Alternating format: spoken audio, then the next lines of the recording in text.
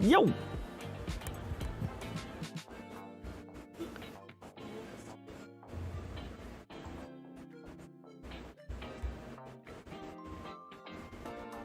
Ah, there we go.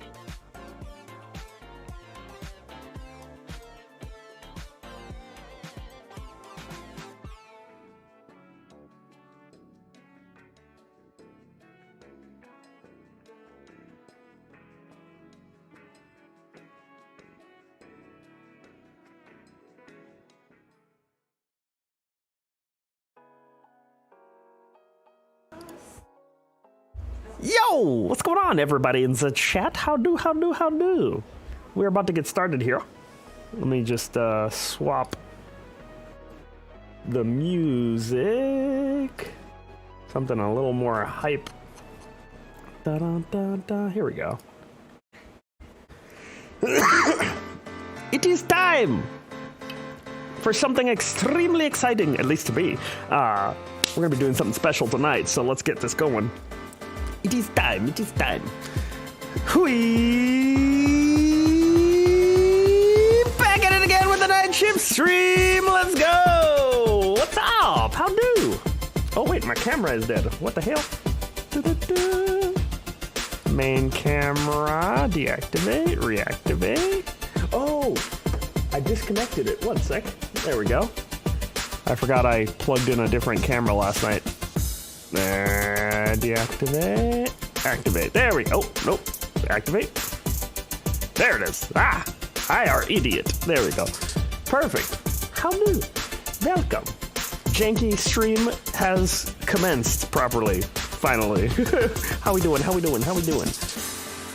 We are doing something special tonight.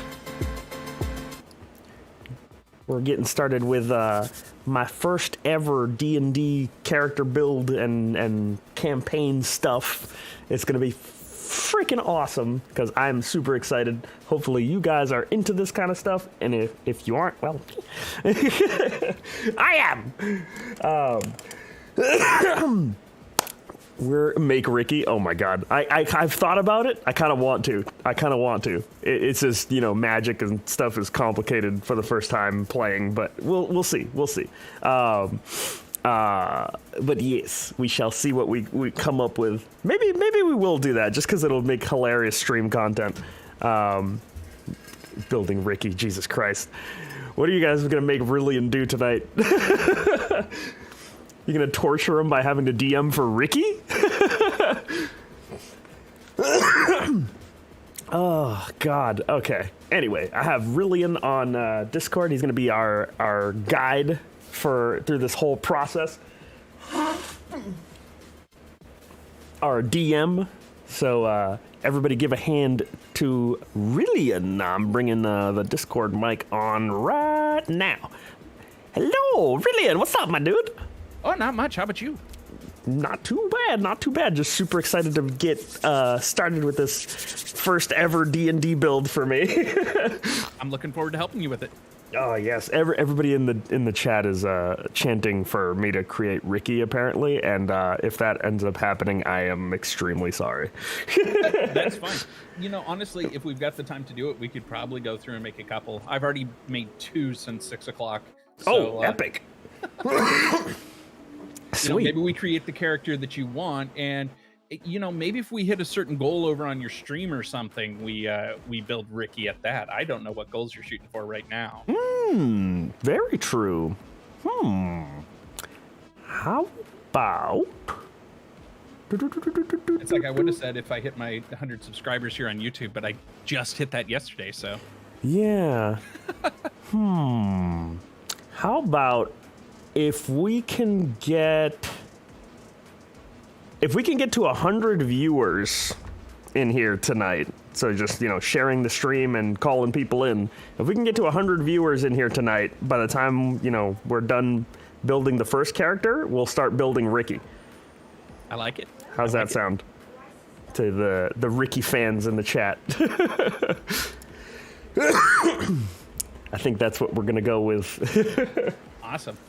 Sweet. And I was telling my viewers here just toward the end, we'll talk about how people can come and play with us, I think, here in the future. Ah, yes. I forgot to mention that, actually. So once we get all this stuff, all the characters and stuff done, and we actually start, getting into a campaign, there's actually a way for you guys to start, bringing your accounts in if you already have characters on D&D Beyond and stuff, or if you want to make some, you guys get to play with me and Rillean. So we're going to be starting this, it's going to be like a weekly thing, right? We're just going to like hang out, play some D&D? I think so, yeah. And Sweet. Obviously, at this point, we may be waiting until after the New Year, because the next 2 Fridays are Christmas Eve and New Year's it's going to be Eve. hell. So after the New Year's, but yeah, we'll definitely keep the information out. Oh, sweet. All right. So you guys might get to play with Ricky. That's going to be interesting. I am sorry ahead of time to all of you. Oh, God. All right, let's get going. So you're going to start on D&D Beyond. Gotcha. Switching screens for that now. All righty. Anything before I go to the character screen? You joined the campaign that I sent you, right? Oh, Or are you still having trouble with that? Yeah, I don't know if I did that. Okay, under collections. Collections. At the top left. You should see my campaigns. My campaigns. And where do I... Okay, you do not have it yet, so I will resend you the link. Yes, thank you. You send it on the Discord messenger? Yeah, I can do that. Sweet, perfect. That's the easiest one to reach right now. Dun, dun, dun, dun, dun. 10 Commandments of Ricky. Oh God, we're at 76 viewers already. Jesus Christ, these people. I'm showing 92 on my end for you. Oh my God. They want Ricky so bad. You may be building Ricky. Oh God. All right, I sent you the link on Discord. There we go. We got that. Dun, dun. Raiders as Raiden. Dun, dun, dun. Yeah, my community is Rill's Raiders, so I thought this was perfect. I also know you were doing the late night raids for quite a while too. Oh yeah. So it just makes sense. Dun, All right, so that should be under there, and that should give you access to the basic character creation stuff. I've only got the player's handbook shared. Gotcha. Because that's all I've really got right now, unfortunately. But. Cool. So all right. There's already a lot of stuff like right in my face. Yeah, well, some of it you won't have. Like, it's got the boxes checked for Magic the Gathering content. Gotcha. Yeah. I don't have that shared. Eberron content, I don't have that shared. So it's not going to show up. Gotcha. Dun, dun, dun. But at the top is obviously your character's name. I usually leave that to the very last thing once I know what I'm making. Gotcha. Obviously, when we do Ricky, we already know it, but... Is it weird to just use Raiden right off the bat? No. One of my first characters was Rillean, so no. Sweet. Hey, there we go. We'll start with me, and then we'll get to Ricky if we hit the goals. All right. Do you know what you want to create?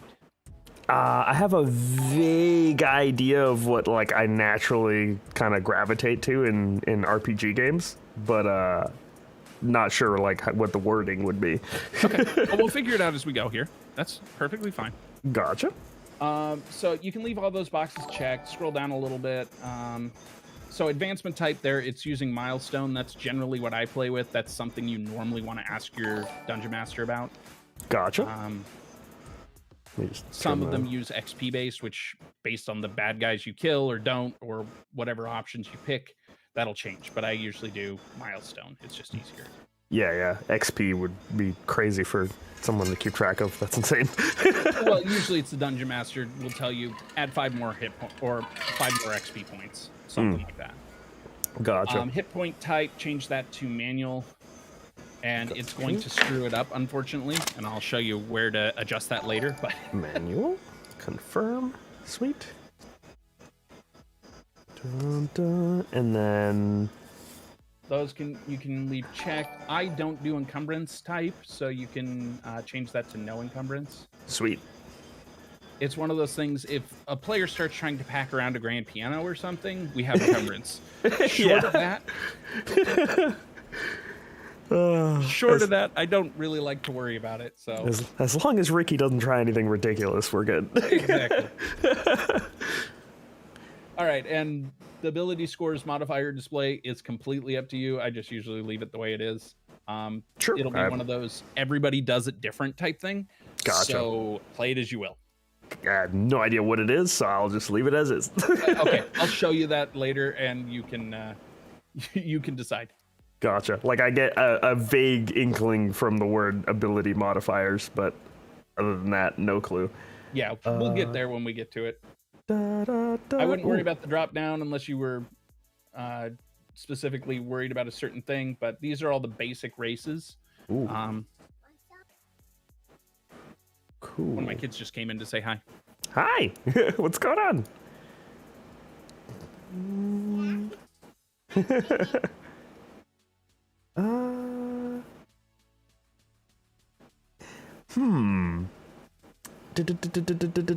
So, if you tell me what kind of thing you were looking at, I can probably help you with this part.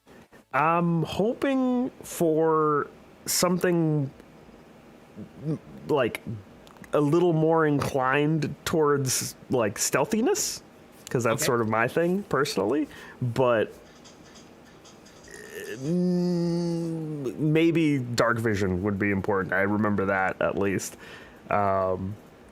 Just because it would be a character that would spend a lot of time doing things like that if they have a chance. Sure. And okay, so if you're going for a stealth-based type character, you're going to be looking for a high dexterity, because that's the attribute that affects it. Sweet. And if you've got the hardcover book, like I happen to have sitting right here, it conveniently lists out like all the race out of the book and which stats they have pluses for, so which jobs they're good at. Gotcha. That being said, they don't do that on D&D Beyond, but if you click on like a given race, it will it'll give you a little bit more information too. Gotcha. Yes. Now,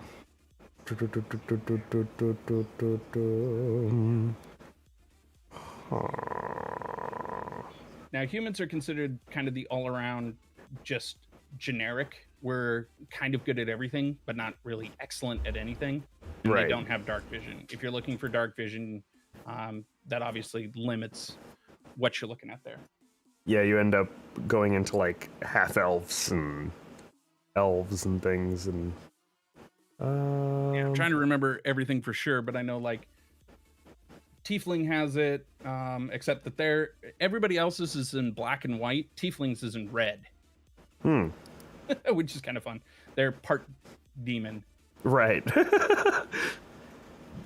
Interesting. Right, dark vision. Hellish resistance to fire. Interesting. And thaumaturgy. Rebuke spell. Darkness. So,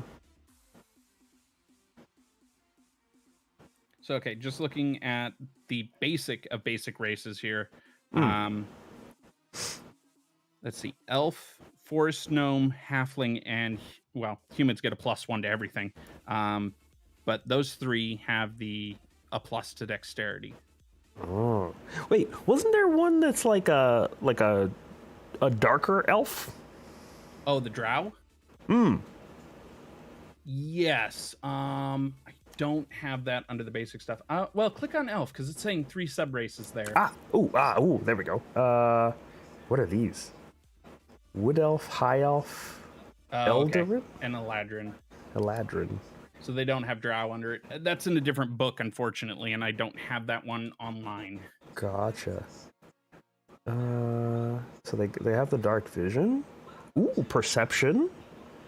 Fey ancestry. And depending on backgrounds and the job you pick, the class, basically, you have different ways of getting some of those skills too. Dark vision is the only one that really has to come from your race. Hey Raiden, have you watched the anime My Roommate is a Cat? Oh yes, I've seen that anime. Somebody was asking if I'd seen the anime called My Roommate is a Cat. Cute as hell. For anybody who has a cat, definitely watch that. Sorry, sidetrack. Long sword, short bow, face step. That sounds interesting. Ooh, I think I like this one. Okay, and is that just basic elf, or is that which one is that? Eladrin. Okay. Admittedly, I'm not as familiar with the Eladrin, but sweet, we can work with it. So yeah, now it's listed down there, and you could do the drop downs to see each one of these again, but basically these are your traits. Sweet. From your race. My intelligence goes up by 1. Yay! Smarter than Ricky. Elf weapon training, awesome. And those definitely the kind of things I would go for. And that's what hooked me right there, the face step thing. I was like, ooh! Yeah. Depending on your class too, sometimes you can get that as a spell, but just you, no matter your class, can now do that. Sweet. What's the cooldown on that? Click on it again. Let me see. Since I'm it's actually like- going to start creating a character too, and just follow along. Okay. I can do it once per short rest, I guess. That's basically each time after a fight or something, you could just kind of cool down. Gotcha. But I can basically like do one for free kind of thing. Right. Sweet. That's pretty cool. Classes. Okay. Da-dum-dum. And picking classes like the first thing you're starting with, and then there's like multi-classing? You can multi-class later where you could have more than one, so long as you meet certain requirements. Like for Barbarian, you've got to have a strength of a certain level, or you can't do it. To be a wizard, you've got to have, I think it's a wisdom of a certain level, or you can't do it. Huh. You're just not good enough at that job skill, I guess. Ricky's gonna have a hard time with that one. See, this is gonna be the torture part, is getting Ricky to the right stats to make him wizard or / bard, maybe. It really depends on how we do it, and I think it's each 4 levels you get a ability score increase, so you could start working toward that. It may just take you a while to get the scores in the right area for you to do both jobs. There we go. Sorry, I had to do a bottle flip. Boom, boom, boom. There we go. So if you're looking for sneaky, sneaky, ones that already kind of need dexterity, a fighter can use dexterity. You can build a dexterity fighter. I actually built one recently that was kind of fun. I actually based it off of Kirito.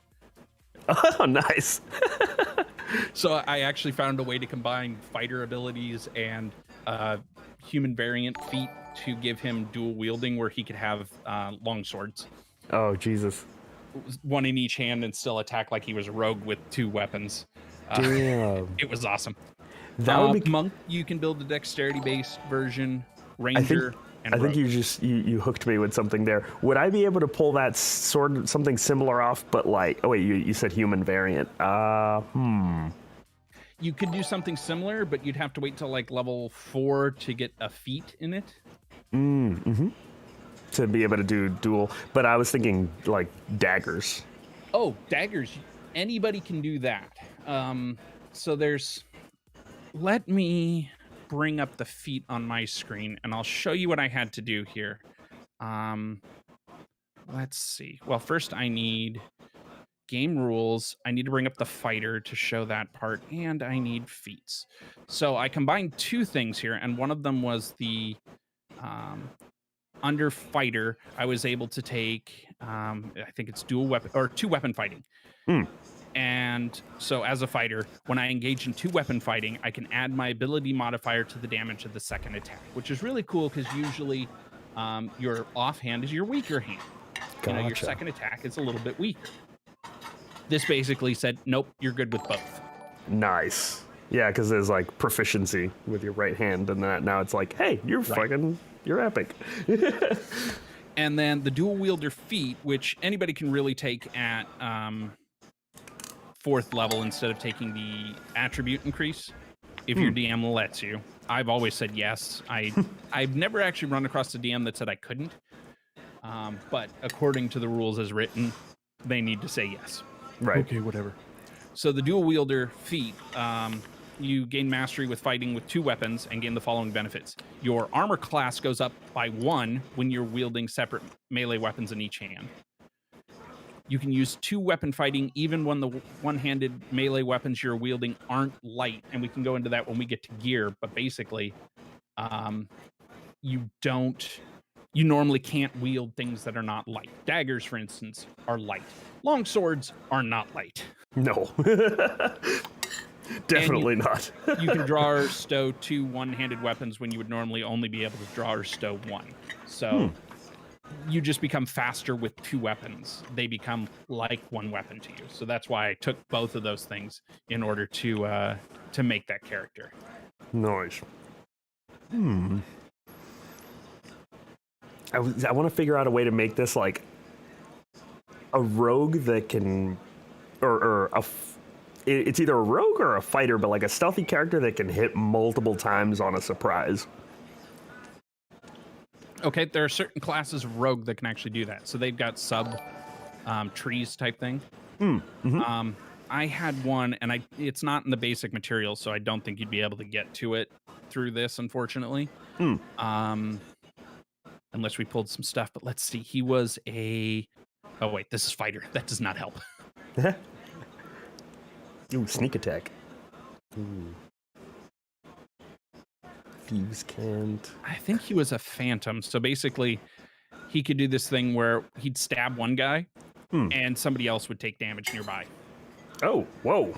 On a sneak attack. Yeah, I could do it like a couple of times per long rest, which is basically a couple times per day. And would the other person notice? Like the person who he used? Yeah. Pretty much. It's like, ow! And then somebody else takes damage too? Yeah. It's, according to the way this reads, basically, you can channel the power of death to harm someone else as well. Wow.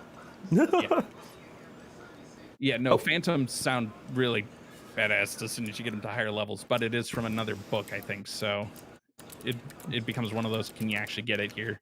Right. But even there, you've got some others, like assassins are usually pretty good. They're a base type, so they're in the player's handbook. But they can get good at bouncing around. You're wanting to take like action surge or something like that, though. Right, like extra moves and stuff. Yeah. Which, I mean, even if you did an assassin or a rogue starting off at level 1, later on you could take a point in fighter, just a level. Yeah, you know what? Let's do that, because I feel like that will feel more like he's improving than just starting off with it. Sure. Yo, Gray Stripe, thank you for the Prime Gaming sub. Free for you and free for me. Thank you. That's awesome. Because I think, I need to check, but I'm thinking fighters start off with action surge pretty early. So you don't even have to wait. Yeah, they get it like right away. Action surge. Oh, starting at 2nd level. So you would have to push yourself up to 2nd level. But theoretically then, if I were you making a rogue, what I would do is probably, especially if you're wanting to dual wield, take 2 levels, and at 1st level, you take the 2 weapon fighting, which allows you to put your modifier then onto your 2nd attack. Ooh. And then at 2nd level, you'll get that, you'll get both 2nd wind and action surge. So 2 levels in fighter to start? No. Later on as you level up. So later put 2 levels into fighter. Yeah, you can kind of think of this as, class level and character level. Sweet.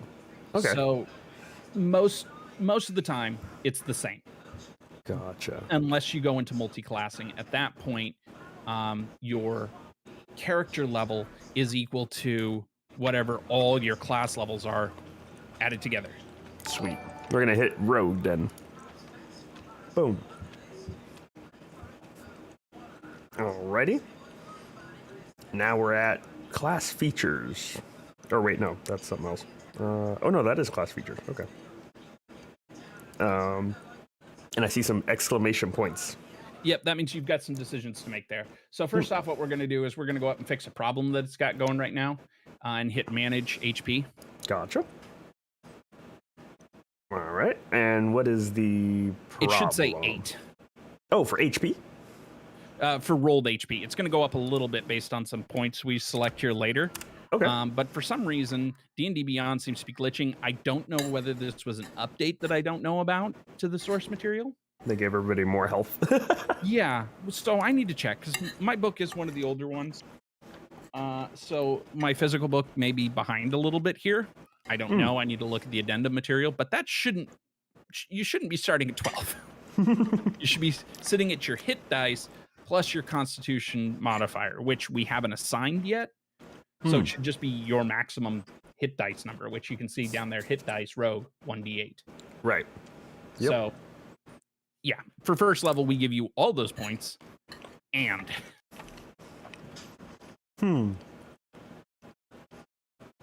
yeah, actually, it says it right here. Hit points at first level is 8 plus your constitution modifier.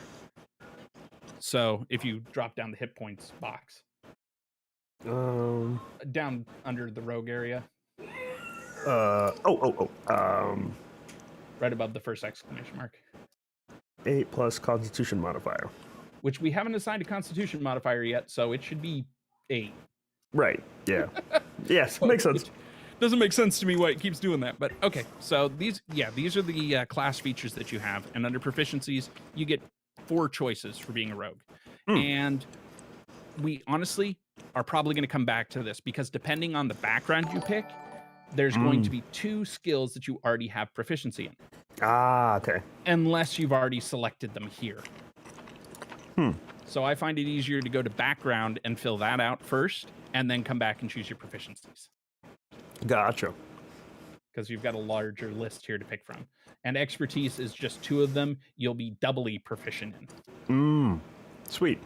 Okay. So that's something that rogues get, and I think only rogues get, is expertise. So we come back to those after then? Yes. Sweet. And then sneak attack and thieves' cant are just 2 other things that you have. Stabby stab. Yeah. Yeah, a lot of stabby stab. Rogues can become kind of OP pretty quickly. Oh, yeah. All right, so if we go on to abilities here, the next one, this is where you're going to have to make a choice here. I'm sorry to have to do this to you. Sure. Okay. But under generation method, there's standard array, manual or rolled, and point by. Yeah, right at the top there. And those mean... So standard array is you get a certain series of numbers. It's I could pull it up, but it's something like 15, 13, 12, 10, 8. Anyway, it's a series of 6 pre-generated numbers to just assign. It's probably the most basic way to build a character and probably the easiest. Manual rolled, obviously you're going to take a little bit of a gamble here, and you're going to try to roll. And you could get anywhere from like an 18 down to 3. Oh, we gambling. Let's do it. Okay. And point by, I was going to say, let's not bother. That is really for min-maxers and people that have put a lot of time into thinking about the characters. Right, yeah, no. Not my thing. Okay, so gives you a kind of fun thing here where you could just hit the buttons at the bottom there that say roll, roll, roll, roll, and it will go ahead and do the rolls for you. Sweet. And we can totally do it that way. I do have an alternate method for rolling this that I was introduced to recently, thanks to D&D TikTok. Ooh. That I kind of actually like, but I will leave it up to your choice which way you want to do this. So what it's going to do here is roll a total of 4d6 and drop your lowest. Do you know what I mean when I say d6?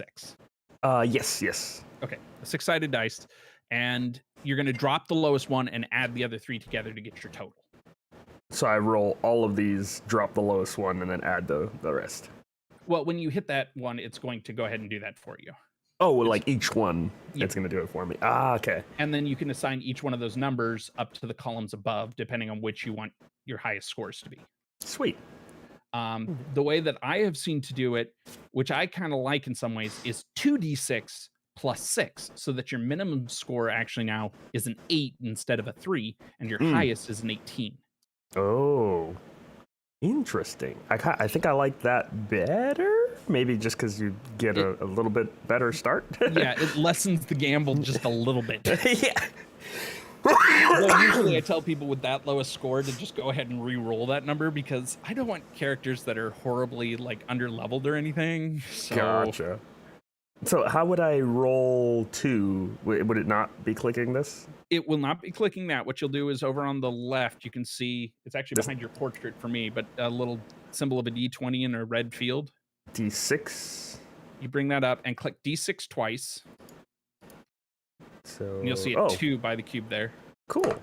And Oh, then that's sick. 8? Yep. Okay, so add that to 6, and you've got your number. So 14. 14. Oh, thank I you would for just the encourage you quick to math. write that down probably on a piece of paper or something. Pen. Because we're going to want to assign this in different areas. Gotcha. Where the hell my pen? I have a Sharpie. That'll do for now. So strength, SCR 14. Okay, and then I do it again. Yep. Bam. We got 9. So 9 plus what again? +6. Oh, plus 6. Okay, so 15. Dun, dun, dun. Dex. 15. Oh, thank you. There we go. 7 plus 6, 13. Yeah, I wouldn't be dropping it in that top columns yet because you're going to want to move them around. Oh, gotcha. So I'm just writing them down first then. Yeah, that's why I just said do the paper. Oh, what was this? What did I do? Ah, there we go. So clear that out. Okay. Trying to edit the programming here. Constitution. Oh, I was writing them down on the screen so I could write them down. 13. Con 13. And remember where I was. My gerbil memory. Intelligence 9. Ooh, nice. Intelligence 15. That's not going to be your intelligence score necessarily, and I'll explain what we're doing with the numbers here when you're done. Gotcha. Okay. And then. Ooh. Wisdom. Oh God. 4 plus 6, 10. Okay. And then Dookie, yes, you can. 6 plus 6 is 12. Sorry, I was reading your chat. Oh, what'd they say? Yo, Fluffy Bear, thank you for the Prime sub. I didn't see that. Free for you and free for me. Thank you. Quick maths. Very slow maths, actually. That's my charisma? Oh, shit. Car. There we go. Boom. All right, so I got those numbers down. What's next? Okay, now we're going to sign them out. Now, this is totally your choice, but from what you're talking about wanting to do, your dexterity should be your highest score. So take the highest number that you've got there and write it in that top dexterity box. Sweet. I got 2 15s, so I got something to play with there. Okay.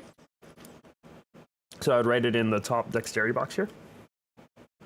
No, scroll back. Yeah, up there. Sorry. On mine, you were down below. Oh, yeah, delayed. Dookie, you can just go into D&D Beyond and create a character on there for free with a Twitch account. Yeah, it's awesome.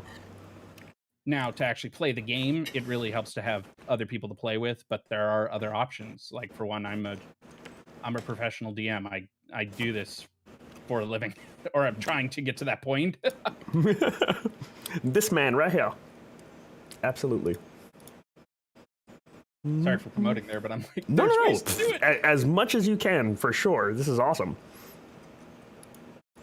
So then, depending on what you want to do after that, what you want to take as your job, if you want to excel at like investigations and stuff like that, you'd make intelligence your next higher score. If you want to excel at deception and social interaction, then you want your charisma to be your second highest stat. If you just want to have a bunch of health, put constitution as your next highest stat.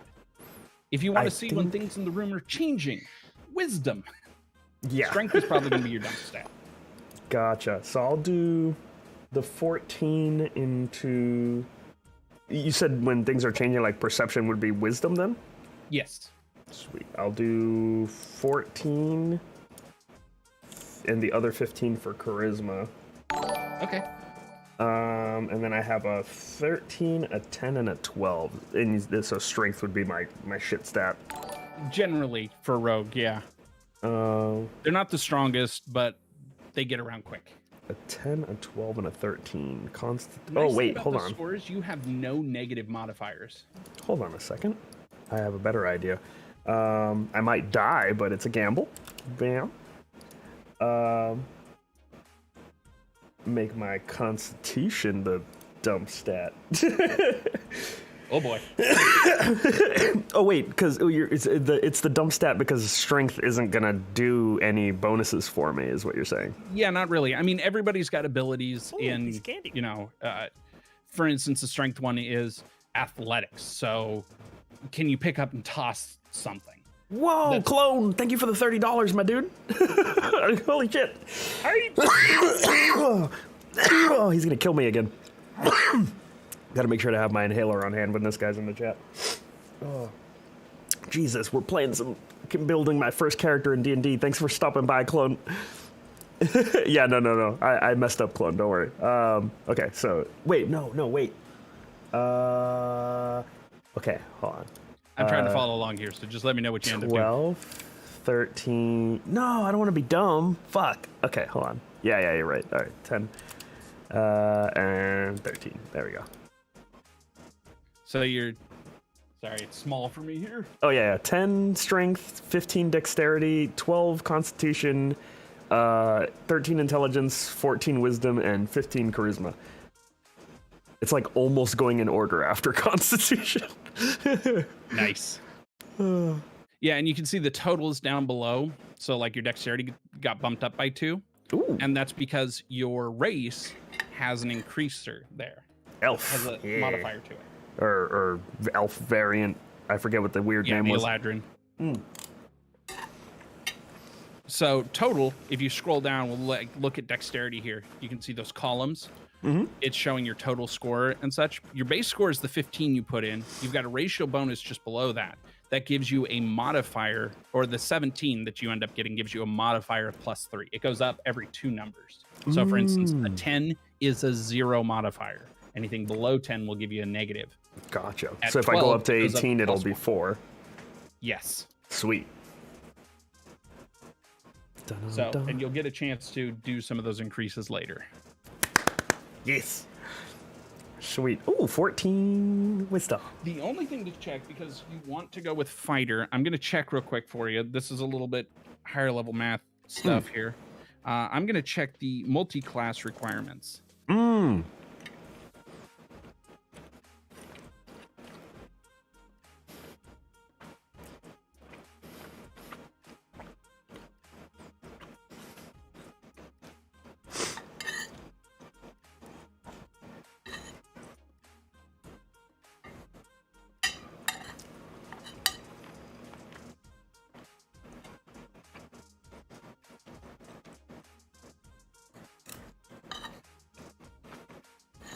Okay, so fighter is an interesting one because you either need a strength of 13 or a dexterity of 13. You have it. Oh, sweet. Some of them, like I said, barbarian just needs a strength score of 13, or you can't do the job. So if you were trying to multi-class into like barbarian, it's not going to work. But fighter, because you can make dexterity fighters, the 13 or more in dexterity gets you there. Sweet. I just wanted to make sure we had that before we get to that later. And it's like, oh, you can't. Oops, I completely screwed you up. Now I will hide and stab everything. Oh. Yeah, you get really good at that. And with 17 for dexterity, yeah, you're going to be doing that. Oh, yeah. All right, so next is the description, and this is where we're going to pick your background. It also gives you a second chance to change your character's name. Sweet. Background. Do we pick one of these picture thingies? Yeah, go right ahead. Oh, thank you. Ooh, that guy looks cool. I'll take that. Dun, dun, dun. Oh, thank It's you. like the edgy automatic thing to click on, but... I'd take a look at your chat. Oh, thank you. Oh, sweet Jesus. Clown, thank you for the 10 gifted subs, my dude. Oh, thank you. Ooh. I will Jeez. make sure to stab 10 more for you. Wait, why are you Oh, stabbing thank me? you. What? Why am I getting stabbed? It's like all those, thank all those important NPCs to the story. It's like, oh, sorry, subscribers. Oh, thank you. This is a subscriber-only store? Oh man. Oh, thank you. Yo, Sicko and Vladimir. I suck at reading kanji and hiragana and Oh, katakana. If you type it out in Romanji, like English letters, Japanese sounds, I can definitely translate. But yeah, I never learned how to read it. I just learned how to speak it. And for all those asking how you can play D&D, there's a lot of different ways. There's Discord groups, there's Reddit subposts, there's D&D TikTokers, all kinds of places and things you can do to get into games. Startplaying.games is actually a site that I'm a part of, and that's where you can actually find and hire a dungeon master or find games they're already running. And Nice. that's actually what we're going to use later for getting you guys on board to play with us. Excited. Ooh, also, I just remembered, since today is Friday, right? Yes, today's Friday. For those of you who did just get a gifted sub from Clone, you now have access to Anime Night tomorrow, Saturday, 6 p.m. EST on my stream. We group up. Anybody who has a sub gets access to the Discord. We hop into the Anime Weeb Night Watch Party channel, and we binge anime with the Lord of Weebs. So enjoy now that you have a sub. And if you don't, make sure to stop by. Maybe grab one. Alrighty. For those of you in my chat, I just dropped a link to his Twitch channel. Get him to over 100 viewers so that we have to make Ricky here. If you want Rillean to have to suffer with the dumbest wizard on the face of the earth, get to 100 viewers.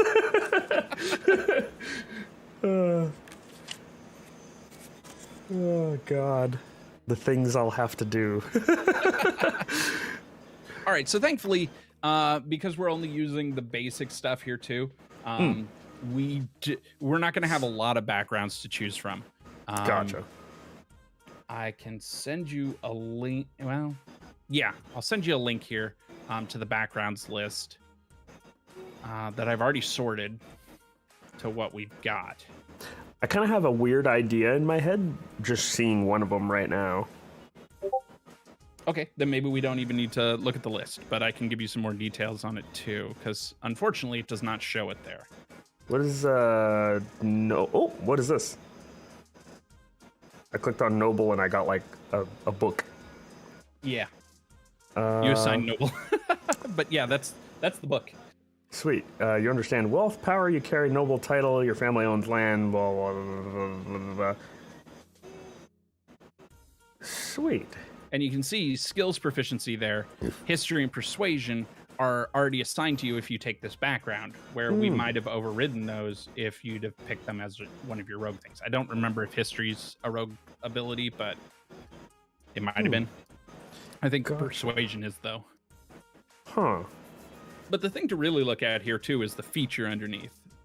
Some GMs ignore this, but the position of privilege, Ah, I try to bring them in because it makes things interesting. interesting. Sweet, because the thing that popped into my head would be like the like not in line for being the heir type noble. Like you're just kind of there in the family, but they're not interested in you, your outcome, your anything. Yeah. Dun-dun-dun. Yeah, that could be fun. But you've got enough Interesting. pull in the family to somewhat.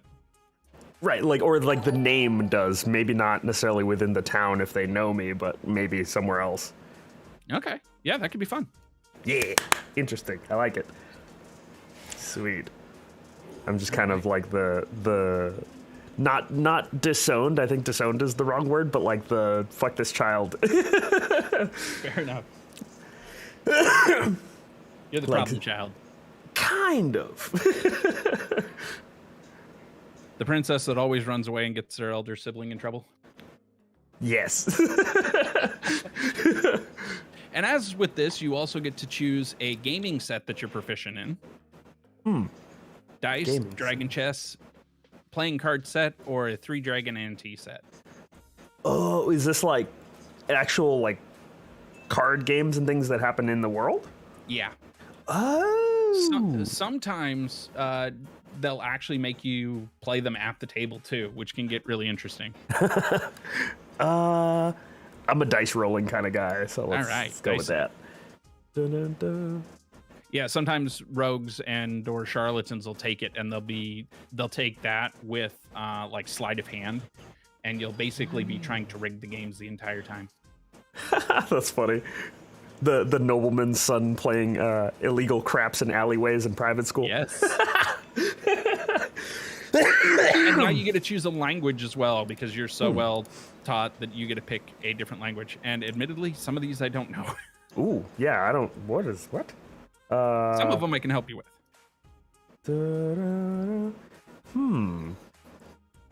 This would sort of just be a guess as to like what type of NPCs are you partial to? Pretty much. What sort of problem? Eeny, meeny, miny, mo. Actually, this would probably help a little bit. Which one did you pick? Dwarvish. There you go. Da-da-da, da-da-da. Yeah, that's a fairly common one. Most characters automatically come with common, which is essentially the language everyone speaks. Yeah, and then I'm assuming that with the noble background and being an elf like type, that dwarves would automatically think I'm a douchebag unless I can talk to them. Probably. Remember, they speak with ale. Exactly. And I'm the black sheep of the family, so I'll figure that out. All right, so now we're going to actually jump back to, I think it's the class. Yes, the class tab up at the top. So we So number 2. Wait, there's a oh, sweet. Bam. And then we can fix these. Yes. Alrighty. So now it will automatically have, if those ones were from your noble background, like Persuasion is listed as noble, if you check the drop down. So pick Does the something order different. matter at all? Oh, in this list of 4? No. Okay. So what you're going to have here is, as a first level character, you have a +2 to any skill you're proficient with. So any of these are going to have a +2 plus whatever you get from your ability modifier. For instance, right now, let me go here. You've got the +3 from dexterity that would be added to your sneak. Now, most rogues will take stealth as one of their proficiencies for sure. obvious reasons. So that automatically will bump that up to a +5 to whatever you roll on your dice. Sneaky. Oh yeah. So that one I would recommend. Obviously, the rest are going to be up to how you want to play this character, and I can tell you what kind of roles they'd be good for. But yeah, this adds a +2 to any of those roles. I'm gonna guess sleight of hand. I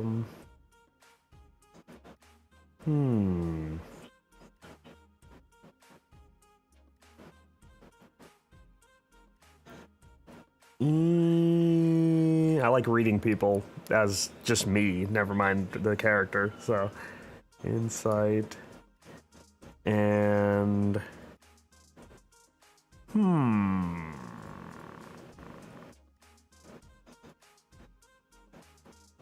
attention to detail. There we go.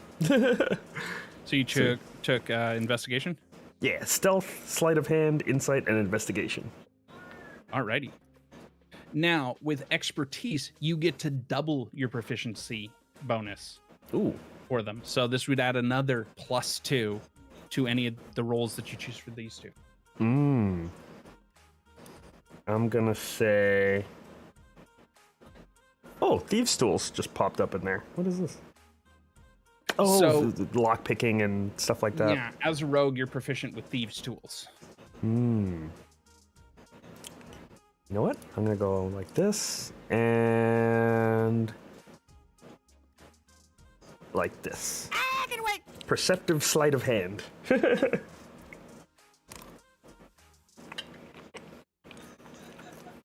Yeah, I recently made a bard, and they get some really funny abilities as you get a couple levels up there. And I think I took an expertise in persuasion. You And just convince basically- people to do anything. Oh yeah, basically due to a combination of abilities that he has, he cannot roll anywhere below like a 12 or a 13, basically on persuasion.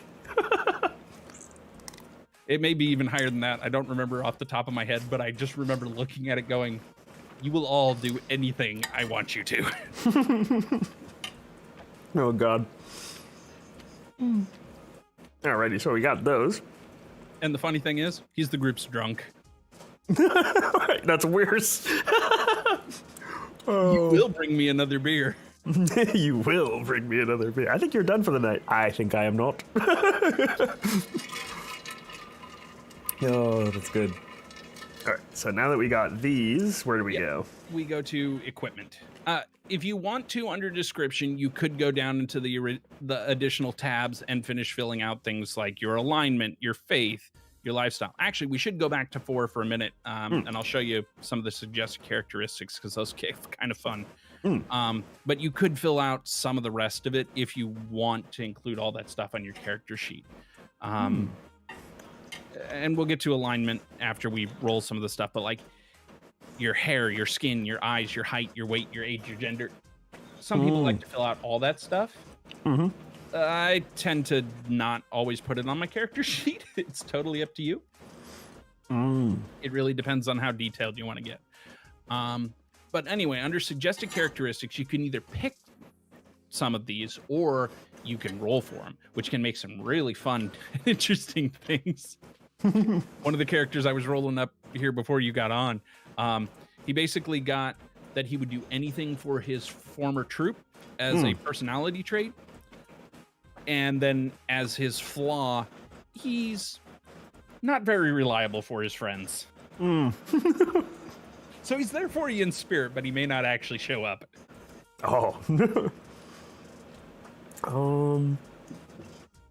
Common folk. Wait, how many of these can you add?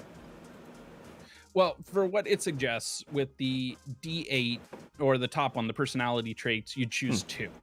Now, these are tables that you can roll on if you want to. The top one being a D8, Gotcha. the bottom one's all being D6s. But up to you. Gotcha. Oh, I was just clicking them. But you click one for. Oh, choose 2. Okay, there we go.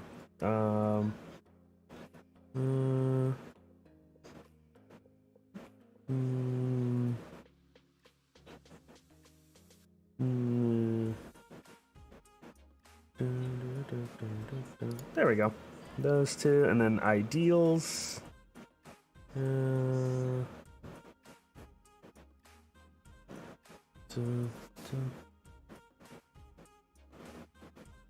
Ideals is pick 1?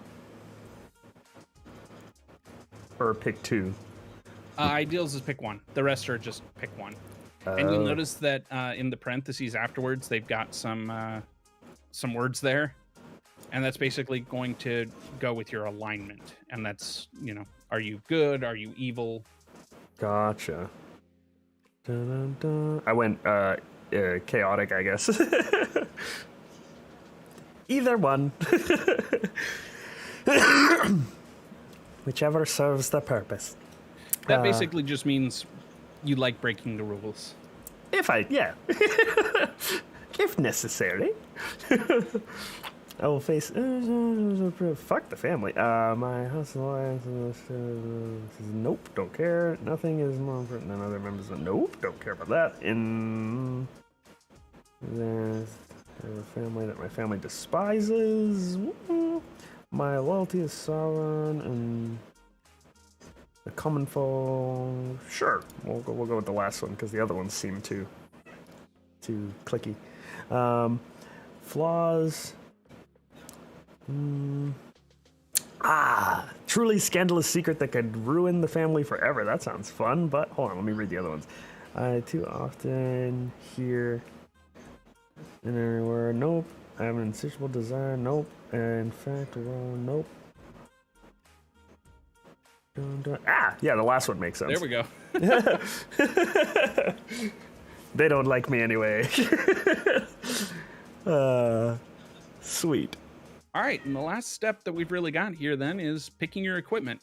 And usually, especially for first level characters, I just say go with the equipment option because it actually gives you more gold's worth than you could get under the gold option anyway. Ooh. Wait, so... Oh, choose equipment or equipment, yes. If you hit equipment, it'll give a list, and you've got to kind of pick some stats here. Now, I can bring up I got a book here that has stats for the different weapons and stuff in it, so I could tell you, like, what a rapier does versus what a short sword does. Gotcha. Oh, I'd have to go find a dagger then.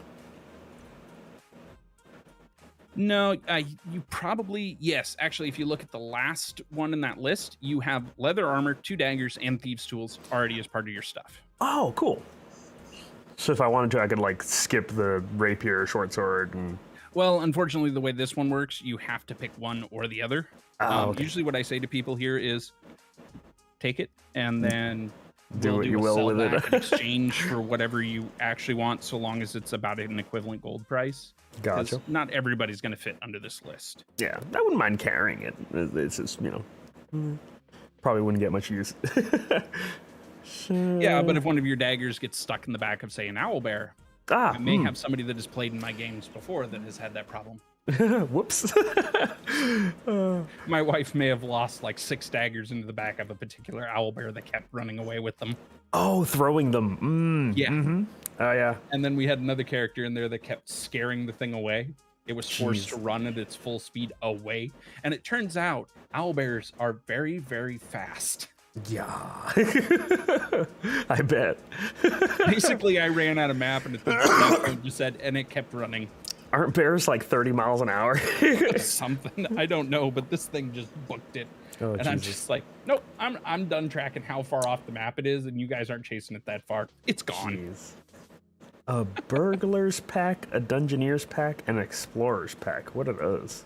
So if you click the checkbox, it'll tell you what's under each one. But I can also say burglar's pack. You get a backpack, a bag of 1,000 ball bearings, which you can drop on the floor and make it difficult terrain. I'm sold on the ball bearings, taking the burglar's pack. Dungeoneer's pack, you get basically a bunch of like climbing stuff, crowbar, hammer, pittance, things like that. Yeah. And an explorer's pack gives you, that's an entertainer's pack. That does not help. Yeah, basically stuff for going out and exploring the wilderness. A mess kit, a tinderbox, 10 torches, 10 days of rations, things like that. How are you with like the feeding the character thing? Is that important or? I mean, obviously, if you guys start skipping days of eating, we're going to have some issues. Gotcha. Just gotta like gloss into what I'm doing, not necessarily like I will go eat now type thing. Yeah, no, I had a friend that designed her own setting at one point, and you basically had to eat so many calories and they had to be balanced a day or you started taking deficits, and I'm like, no. Jesus, gonna come out certified personal trainer by the end of that game. Seriously. Hold on, let me put this plate on the railing real quick. Okay.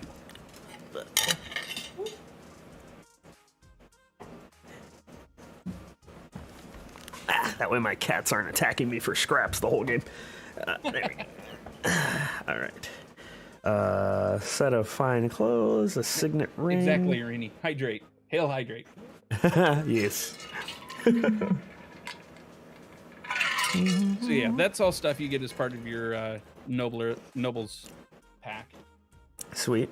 And then add starting equipment to bring all this stuff in. Yes, and it will add it into your equipment list. Boom. Oh, that's cool. They got little logos and everything. Yep. My daggers. And that's pretty much it. You hit the next, you'll come to the what's next screen. Sweet. Boom. Sweet. The view character sheet. View all my characters come together.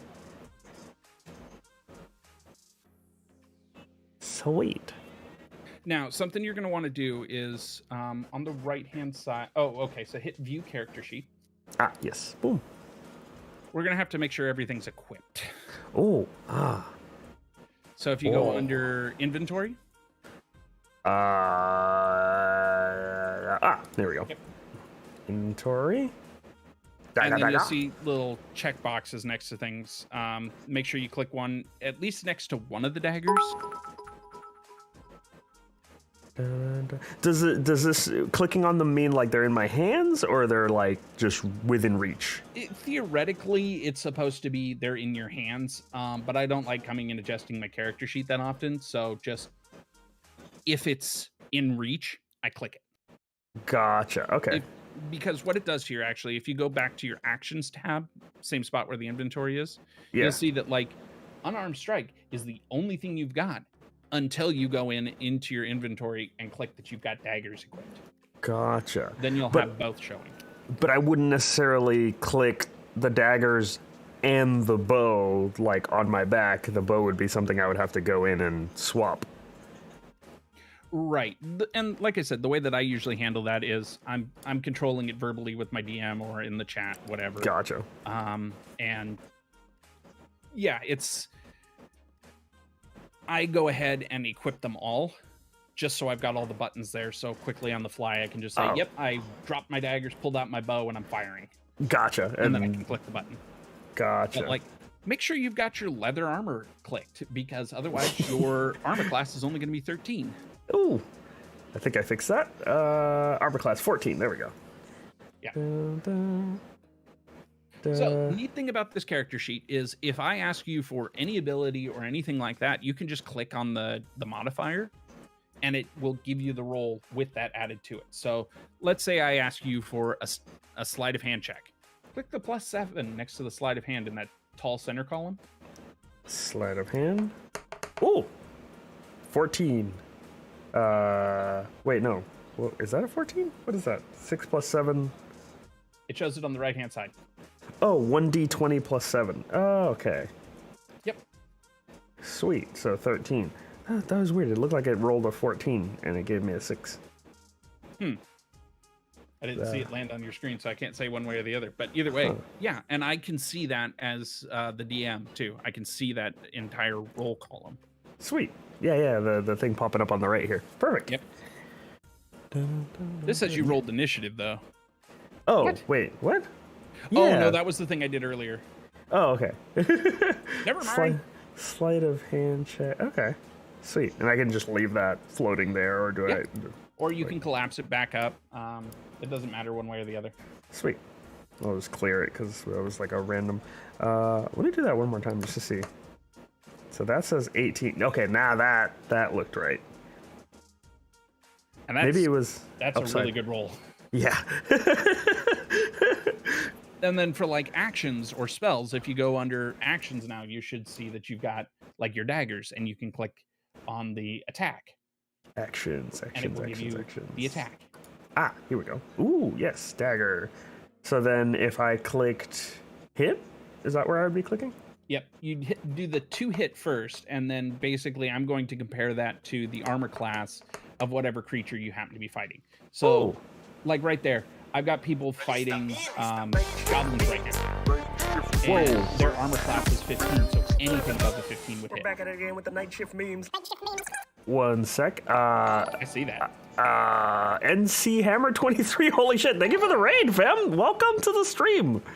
We have 47 people dropping in. God damn. Hi. How you guys doing? Oh, What were no. you guys up to? Are we going to have to do him now?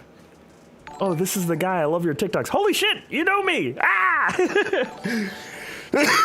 Hi. This is Where's- Raiden. We're doing my first DnD game or character setup ever. Even though I've been making some funny TikTok D&D videos here and there, just off like basic knowledge. It's been hilarious watching them too, and I can tell some places where you're like, I don't quite know if this is a thing, but I'm gonna do it anyway. Yeah, exactly. Oh man, did you see the new one with the versus the kobold chieftain or whatever? I saw it pop up, but I was dealing with the kids at the time, so I haven't gotten to watch it through yet. I'm sorry, but Oh, wicked funny. I finally started using one of my good cameras instead of my phone, so the editing took forever, but it was fun. nice. I gotta go back and watch that. Oh man, hold on. Let me VIP the person that rated me real quick so I know where they're at in the chat and I can find them easier. Oh, there they are. NC Hammer 23. One sec, Genji. My cat's in the way. VIP NC Hammer 23. Yeah, why you gotta There. drop squids on cities? Yeah, I know, right? They were a city of cultists worshiping a demon. It was fine. As Ricky would say, anyway. Everything that came after that, however, that was a problem. He didn't think about that part. Quit reading the wizard spellbook out loud. Yep. Oh, man. So yeah, that's character creation in a nutshell. Oh, Pig Potato, thank you for that. Apparently, Pig Potato spent all 20k of their channel points to get that raid to happen. Ow. Oh, I don't think I man. have 20,000 points in my own channel. So Pig Potato spends a lot of time in NC Hammer's chat. Holy Apparently. shit. Damn. Thank you, Pig They're Potato. chatting and on your TikTok. Oh, yes. That was epic. Thank you. On my end, it says 87 viewers. I'm not sure what we're at. If we can get it to 100, he said we're building Ricky. Yeah, we'll have to make the Ricky character in my D&D Beyond. We'll have to see what we can do with it. Yeah. But yeah, with the attack there, so the hit DC thing that you rolled Yes. would go up against their armor class. Is that a And if natural it 20? meets it, it beats it, is what it is. So the first one, like, for instance, you rolled a 15. For the goblins that I've been using in my recent campaign too, I know their armor class is 15 because I've just been referencing it enough recently. So you that would would- hit them. Yes. And then at that point, you'd roll the damage dice. Right after that. Right. So long as I told you it hit. Gotcha. Now, there are some modifiers on my end, like if they're hiding behind something, you threw your dagger at them, it's possible they got a little bit higher AC. Right, the partial cover thing. Right, exactly. Yep. But then I'll tell you to roll damage, and once you hit that, it'll calculate the damage. Now, there's other things that can get added in here too, which is like sneak attack, things like that, depending on what you have. Gotcha. Say we were gonna add sneak attack. Does that do that automatically, or is that like somewhere I would click? Unfortunately, it does not. But say you go ahead and make a dagger attack there. Okay. So we got the 2d4 plus 3. You rolled a 1 and a 3 plus a 3. Now, if you scroll down under other, you'll actually see sneak attack. Other where? Oh, down here. Under Ah. actions. And then we would roll that. A 1. Yay. All right, so you did a total of 8 damage, which doesn't sound like a lot, but look at your maximum hit points. Yeah. And you are not nearly the squishiest that I've seen. So yeah, that's a death stab to early game stuff. Oh, yeah. Rogues can end stuff very quickly. Sweet. And later, that D6 is going to change into a bigger dice. Oh, fun. It's like roll a D12. It's like, oh shit. Yeah, pretty much. I think there's actually...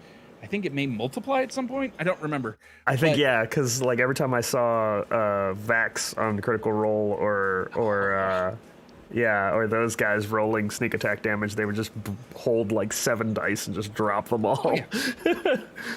No, it's ridiculous. Plus, if you get a critical, the way that I roll with it is you double the number of all dice that you roll. Fun. So instead of stabbing with 1d4 plus 1d6 for sneak, it would be 2d4 and 2d6. Wait, double the dice? Like the Double amount the of number dice? Dice is the way I do it. Oh, instead of doubling the result of the dice. Correct. Oh. I have found usually you end up getting higher, but yes, I do all dice doubled. Gotcha. So roll more versus doubling the number afterwards. Correct. Gotcha. Okay. And different people do that completely different. So don't expect your DM to always do it that way. That is the way I homebrew it. That's the way Gotcha. I do it at my table, just because I feel like it adds more to it. Sweet. I'll remember that instead of the double number, because I've been hearing that over and over watching Critical Role is doubling the number is what they ended up doing. Yeah, and like I said, some people do it that way, some people do it this way. Some people don't even have criticals. Oh, God. They think it just makes it too much. I just offset it by having critical ones, too. Yes. Where Which it's just means- like you fail miserably. Oh, yeah. I've had people throw their weapons. I've had non-sorcerers have to roll on the wild sorcerer surge table and stuff. God. Yeah, Ricky's fucked. it gets hilarious, though, some of the things that have happened. I've had bowstrings come back and snap you in the face. Ooh. But here's the thing. It doesn't just happen to players. It happens to anyone. So if I roll poorly for the NPCs, they can shoot their buddies in the back. Ooh. I've had a Fun. troop of goblins half wipe out their own party because they just all shot each other in the back. Epic. It's like, my dice hate me today and they love you guys for some reason. Ooh, what did I just click? That was a sidebar.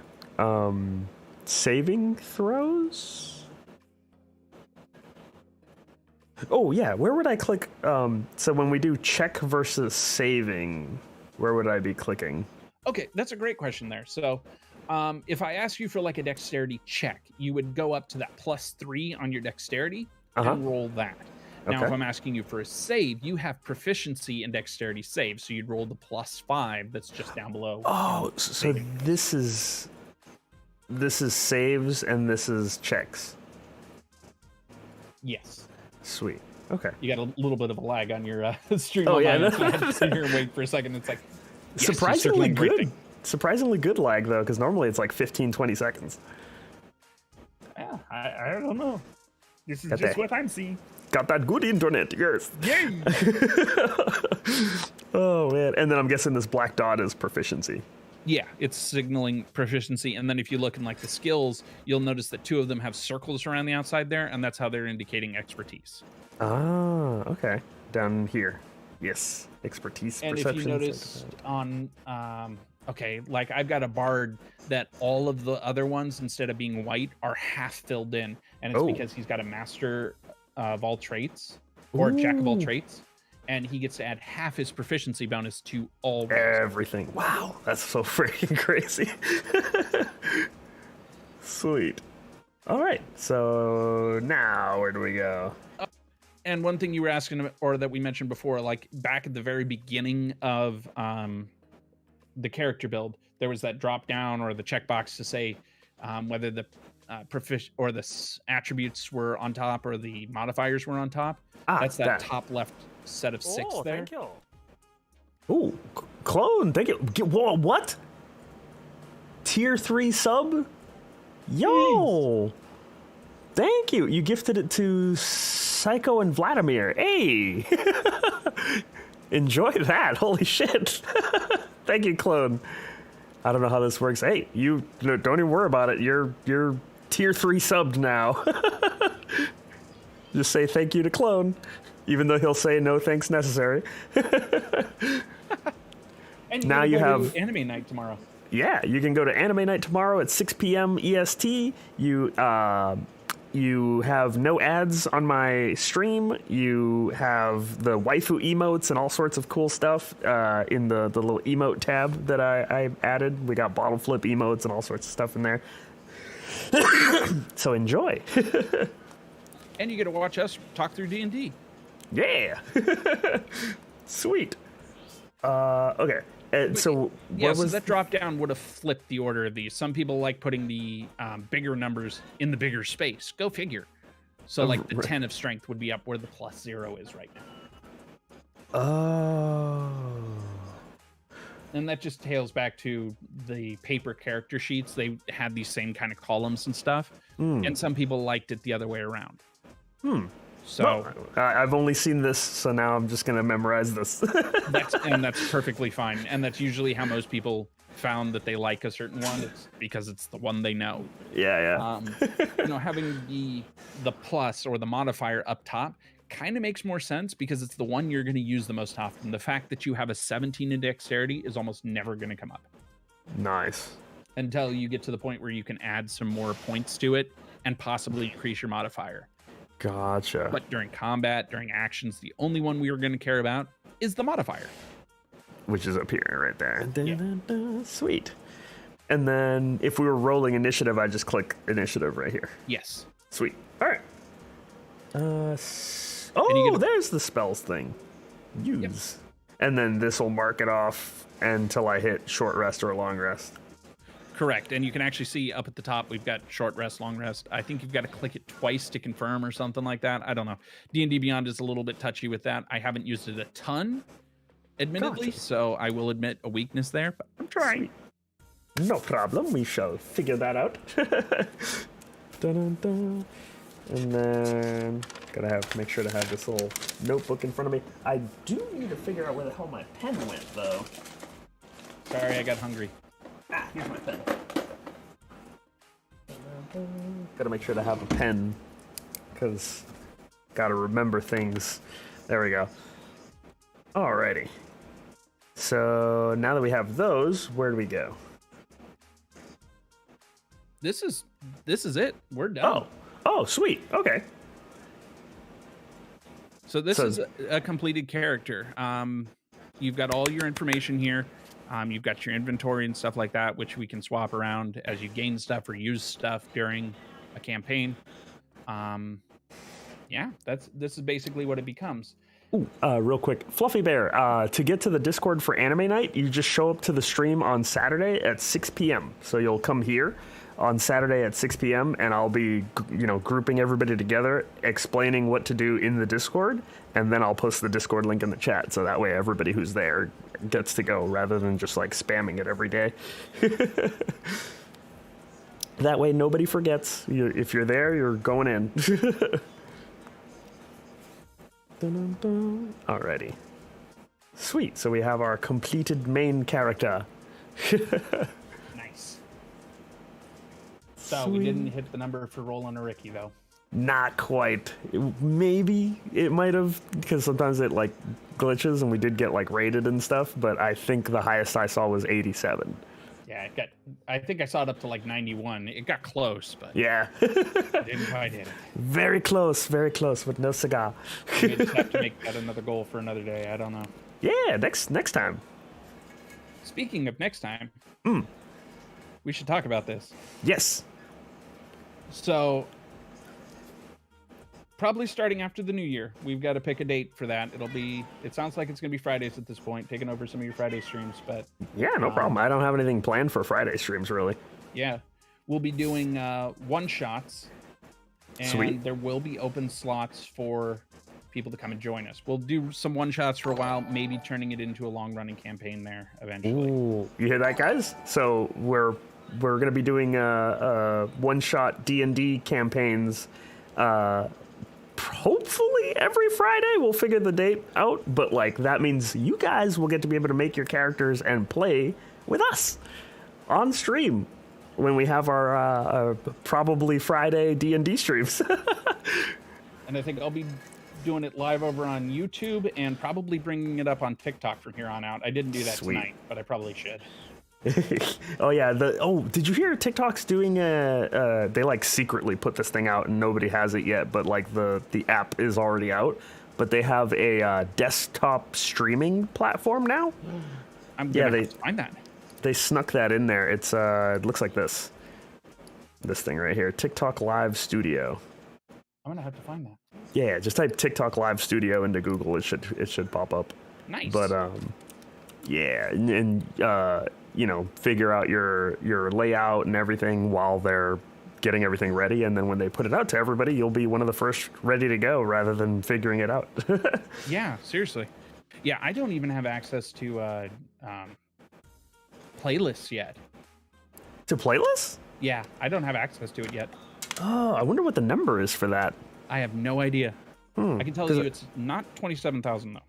Yeah, I realize the creator program and all that access comes somewhere around like 50K now, because my backup account just randomly hit 50K because these guys are insane.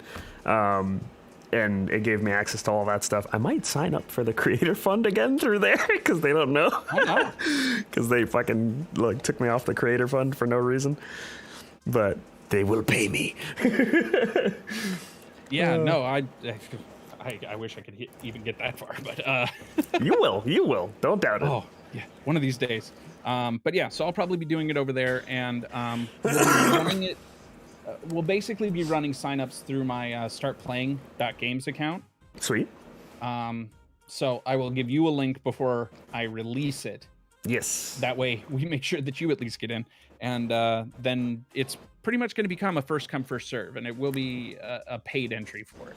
Sweet.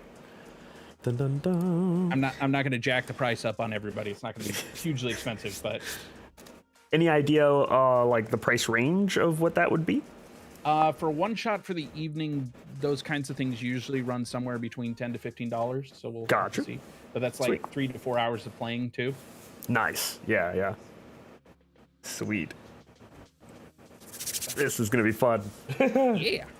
And I also run first timer sessions where I teach people how to play too. So Nice. So for anybody who's new to D&D like me, first timer session sounds like a bomb idea.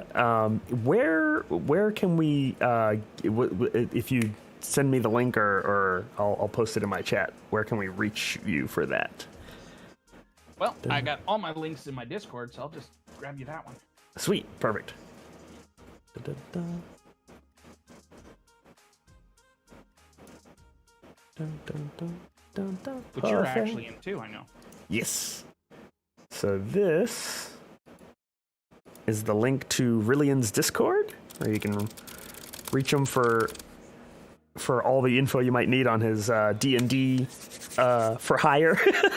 What's the term I should be using for that? Well, that's not inaccurate. But yeah, there's all kinds of. Oh boy, sorry, my wife just walked in with an overflowing mug here. Oh, that's the best kind. She made some butterbeer bombs. Mm. Oh, what?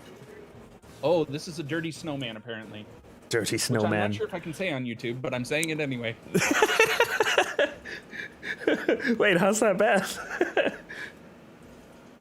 I don't know, but it's one of those things that reminds me of something off of like Urban Dictionary. Oh, gotcha. Yeah. Angry dragon. I'll never forget that one. Things that you definitely should not look up on there. Yeah, no, the one I just said is definitely one of them.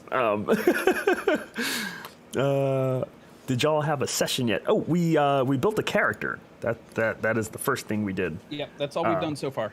Yes, and you said something about 8 o'clock, right? Or 8:30?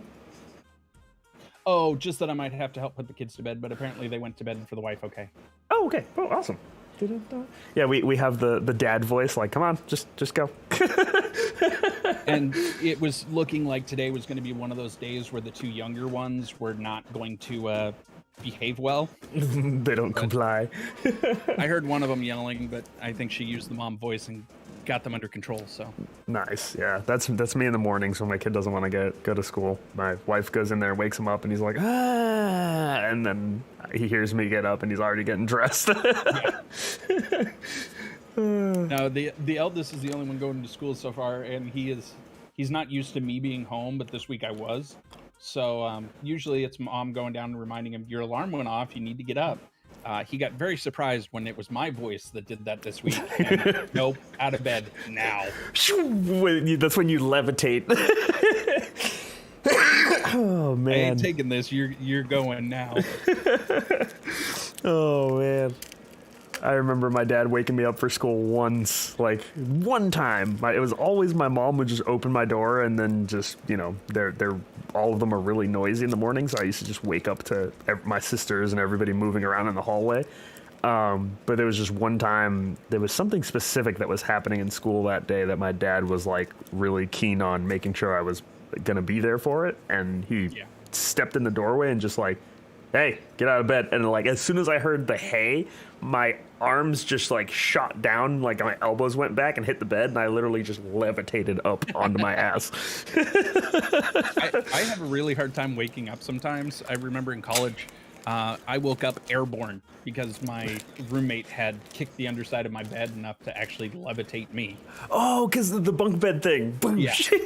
We had a tiny little room, so we had to do bunk beds. There was no option. Dude. We've done the thing where we collapsed one by accident trying to do that because like the whole Ricky character came about because of somebody that I know that it was just literally never thought things through. But like I bounced him up in the top of the bunk bed and he's like, oh, let me try that. And I hopped on top. He kicked the support beam in the middle instead of the mattress. So he snapped right through it, and then when he pulled his legs back, the mattress, like I heard the pop, and I grabbed the rails instead of just letting myself fall, and the mattress just sunk down in his face with the support beams and everything. Oh. But yeah, so in that Discord, you'll actually find, I can give links to all of my different accounts and stuff, including TikToks where I'm releasing the new Trinket series. Yes. Ooh, yes, more Trinket series. I love the Trinket series. Yeah, on my coffee, I actually have them all for this new series already. I've been thinking, now that we finally had the first D&D stream and like got everything started, I've been thinking of going through and adding some of your Trinket series to Ricky's D&D stuff. Well, that could be fun. Yeah, like just go with whatever the vibe of the story is that you come up with, and then just have Ricky be the one experiencing it. Uh-oh. That would be hilarious. I'm totally for that. Oh man, yeah, that'll give me way more ideas for Ricky's little escapades, because some of those are like insane. Like, yeah.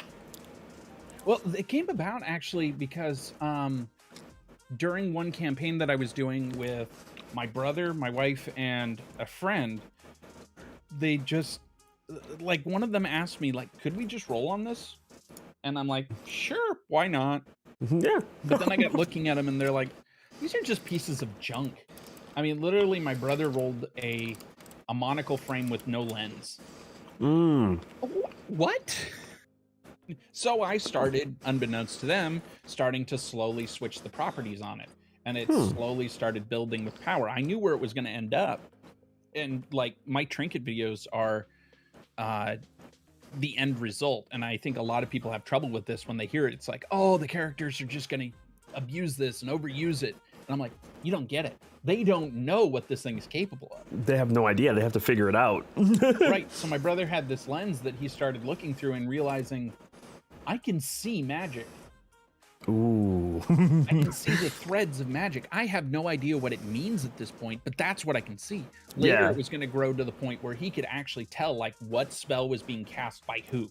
Ooh, that's badass. But that was going to be quite a few levels down the line. We never ended up getting there. He got like the fanciest Sharingan in D&D. Yeah, that's what he got. My friend ended up getting a brass ring, and it was kind of always a joke with him because he always played female characters. We always kind of joke like, Nick, are you ever going to play a guy? So I made a switcheroo on him. And the ring? Yep, the ring that gives you curses and protects no. you. He ended up taking it off and removing the curse at one point, and he switched to a male character. Turns out he's been cursed this entire time. He just didn't know it. Oh wow, that's insane. I was gonna ask you about that actually. So let me bring it up on the thing. I'll show them on my stream one, the snowblind eye one that you just posted. Oh, okay. Oh, there's my ugly mug. Let me see. Where's my music so I can turn that down? It's over here. Pause. There we go. So check this out. Smash 2 trinkets out of the park. Let's see what we can pull for number 3. And this time we're looking at number 92. Let's call this one Snowblind Eye. This item can be used once per day to scry on a given location. You take the globe and shake it up, and when you bring it back up, you'll notice that the location has changed. However, it's hard to make out anything in particular because of the continuously whipping snow inside, so you'll roll any perception check with disadvantage. And after using it, you do have to roll a d100, and should it stop on the numbers 89 through 92, you go snowblind. For the next day, you can't see anything but pure white. Smash 2 trinkets out of the park. Shit. Let's see what we can pull. Oh god, that's terrifying. Imagine figuring that out though, like not realizing what it does, and you're like, oh, cool, I can see stuff. Oh god, I'm blind. Exactly. Oh Jesus. So I was gonna ask you, when you make these videos, this is essentially an item that was just an item that you create this scenario for? Yes. That is, there's so like, I remember when I first found you, I was watching these and I'm like, is he making all of these up? Like, Yeah. that's a, like, I watched like 12 of your videos in a row and I'm like, Oh, geez. Jesus Christ. And somebody in your chat just said, dang, that's cruel. Some of them are more cruel than others. Some of them I literally came away evil guy laughing from.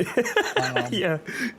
And some of them were just, I wanted to balance out the good and the bad. And I try to do that in all of my storytelling, whether it's with the trinkets or whether it's in the gameplay itself. That's why I do both the 20s and the 1s, because I want to offset. If you can succeed really well, you can fail really well. One of the rules I always play with, and I stole this unabashedly from Matt Mercer. Yep. The rule of cool. Yep. I like, you can certainly try. Oh yeah, and I try to always go with that answer is you can certainly try, but note that to offset how cool this could end up, there is also the chance that you could land flat on your face in front of your enemy, just staring up at him going, hi.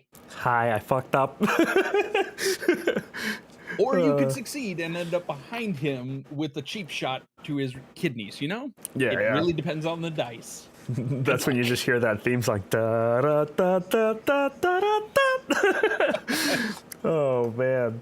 But yeah, no, that's what initially like drew me to your stuff, was just that vibe of like the gamble of you're finding something, you have no idea what it is. It could be nothing, and then you just mess with it a little bit and you start noticing little things and you're like, what the fuck?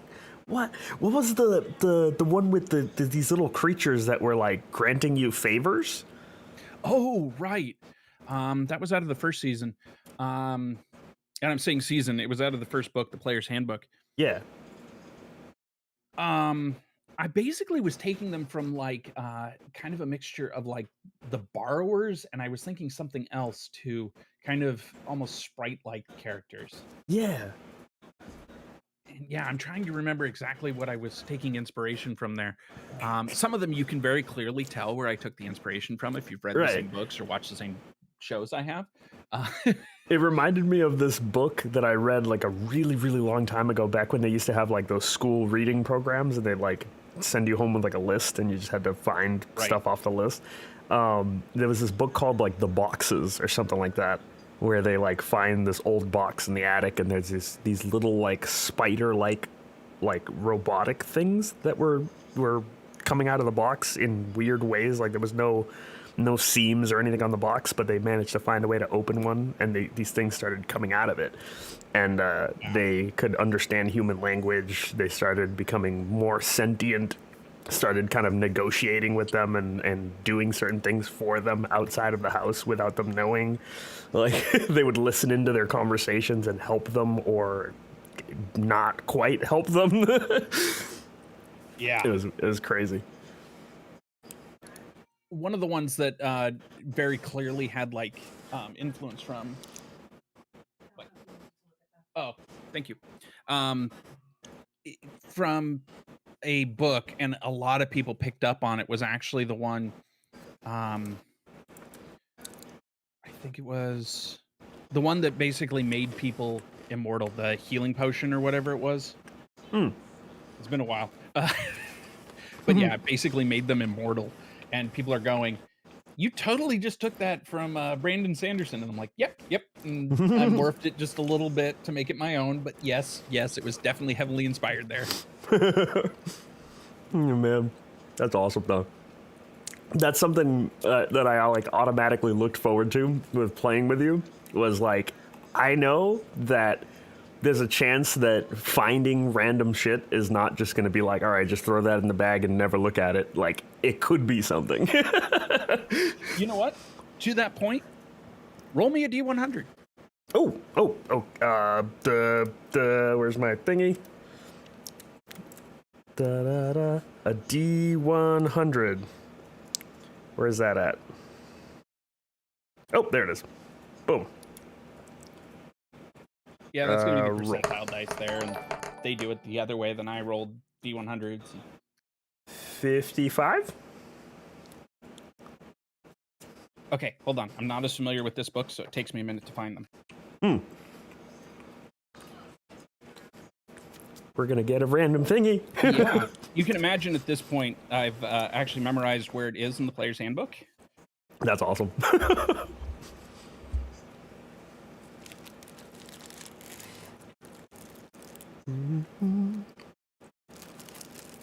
Yeah, people would ask, and I could just immediately tell them, page 160 and page 161 out of the player's handbook, that's where the trinkets are. Nice. And you said 55? Okay. So Yes. add to your inventory. You can go to inventory, and Manage. I think you've got to go down to like the bottom. Oh, bottom. Or no, okay, manage inventory up top, and you're just going to have to type in under like other gear. Because I don't think you can search for it, but I don't think it's going to come up in D&D Beyond. So you've got to kind of add it yourself. Add custom item. Yep. Okay. The name. Oh, what did I just do? Oh, okay, there we go. Add custom item. The name. All right, what am I adding? You are going to add a black wooden die with ones on all the faces.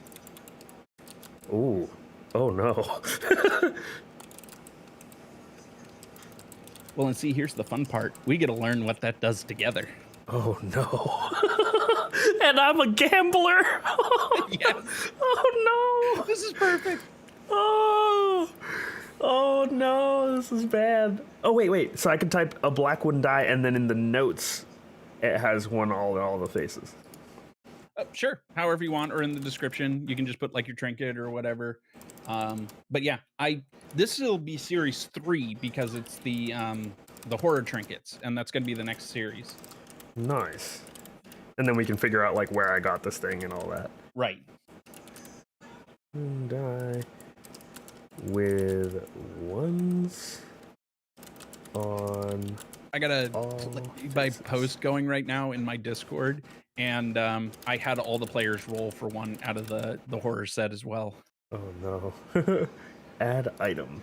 There we go. Because most of them came over from watching me on TikTok and stuff, so it's like, no, I'm not going to give you one of the ones you already know. And I'm not going to make extra work for myself by having to redesign ones you already know. Yeah. Ooh, equipment or backpack? Probably backpack. Gotcha. Yeah. I wouldn't be like just carrying that around, juggling it, hopefully. That sounds a little dangerous. Yeah. Okay. Or health. I wouldn't know. I'd probably be fucking doing the Pirates of the Caribbean thing, just rolling it across my fingers like an idiot. It's like a grandfather's thing. I don't know what the fuck it is. Yeah. And just one time, it slips out of your hands and hits the table. Oh. That's when we start hearing the drums from Jumanji, right? Oh no!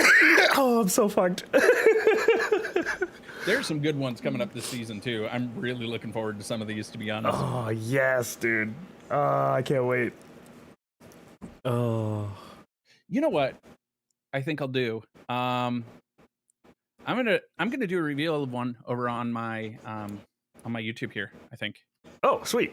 it'll take me a second to transfer it over because it's on the wrong computer to share it right now. But if you want to see it, Definitely. Da-da-da. Da-da-da. Oh, there's me. and I got to figure out which one it's gonna be. Sweet.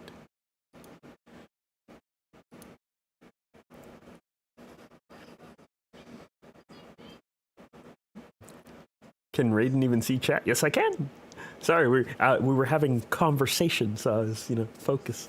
But what's up, Space? Him. Am I getting stabbed? When it falls out of your hands and hit the table, a.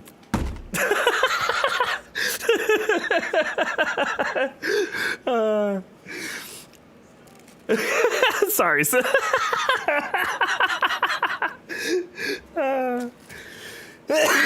My wife just said things you can say in DnD and Twitch stream and in bed. Oh, that's your wife. No, it's not Psycho. Arena's my wife. She read that. She read that out loud. Because Psycho's Arena's my wife in there. yeah. Psycho said that in the chat. Dun, dun, dun. Okay, so I should figure out which one I'm gonna do here. Sweet. You will name your character Ricky. We have a goal for that, Jonko. We didn't hit it this stream, but next stream, if we can hit 100 viewers, I will create the character Ricky's character sheet for D&D, and I will have to play that character in a one-shot or a game, or I can fucking juggle both characters. You never know. Dun-dun-dun. It's almost the same voice, so I don't have to do anything weird. Ricky's like my dumb twin. Yeah, basically. Hey, you don't agree with me down there. My kid's like, yeah, basically. Oh man. Raiden drops dice and it lands on table. Oh no.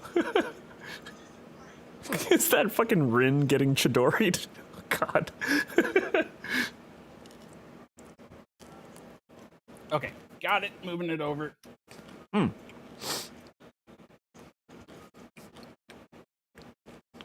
The problem with the 2 PC setup. I'm curious about setting that up. I still have a 1 PC setup.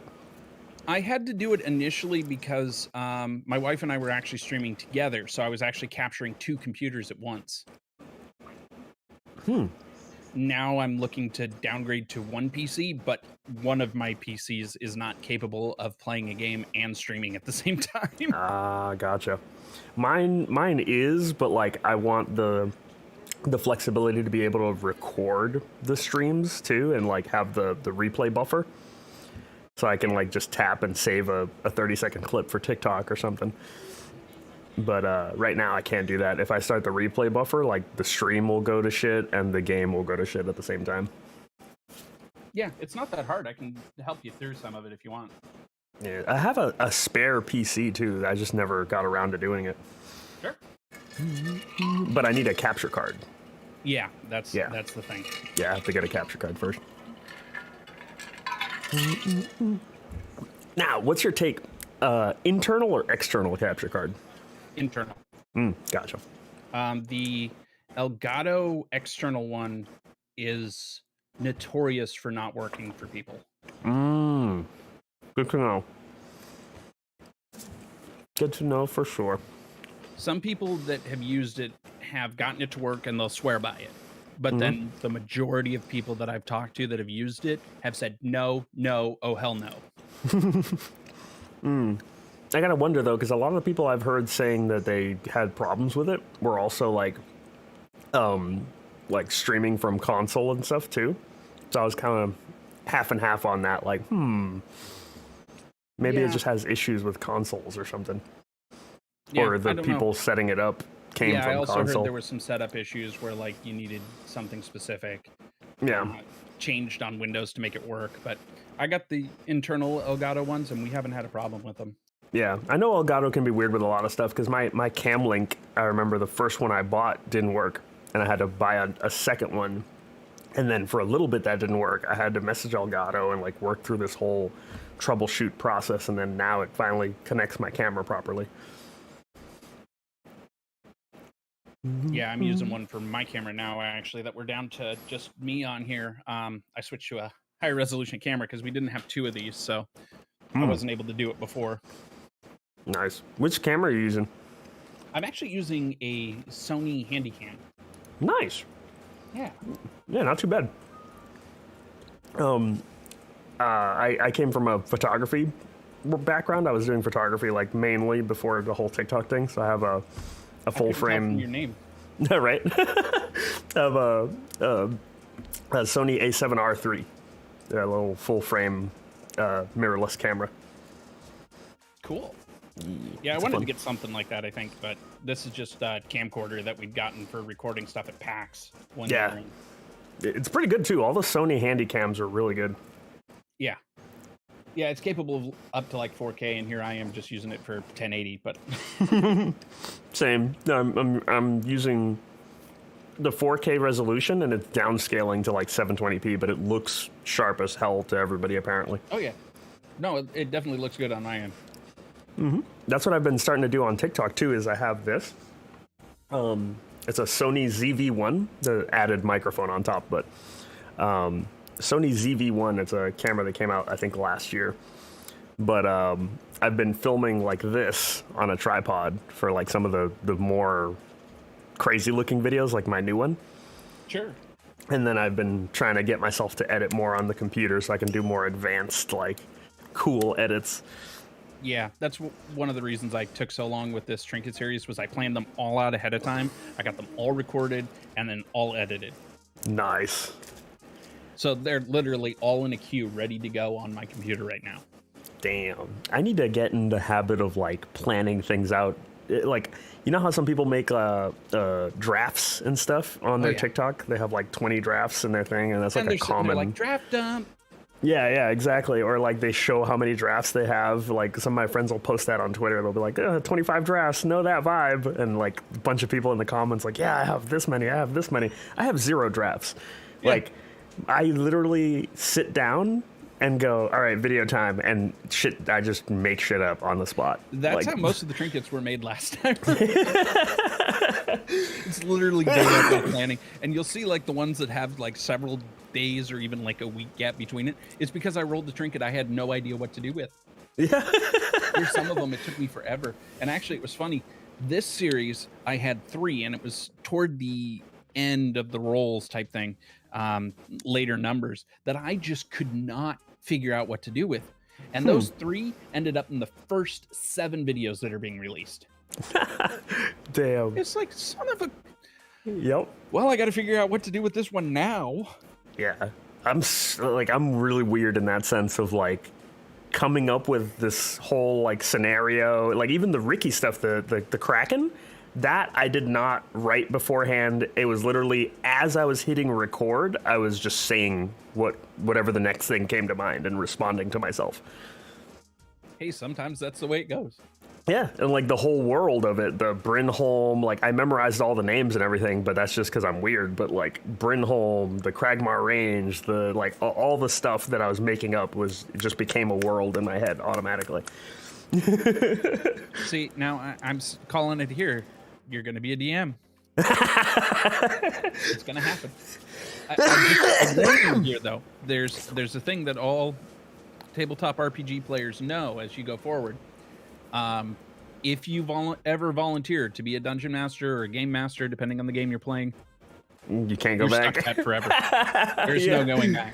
I feel like it would be fun though. Like I have, I have this like this image in my head of like, you know, screwing around doing voices and like describing worlds to people and stuff. Like, it would be fun. It's kind of what I'm doing already with my TikTok videos.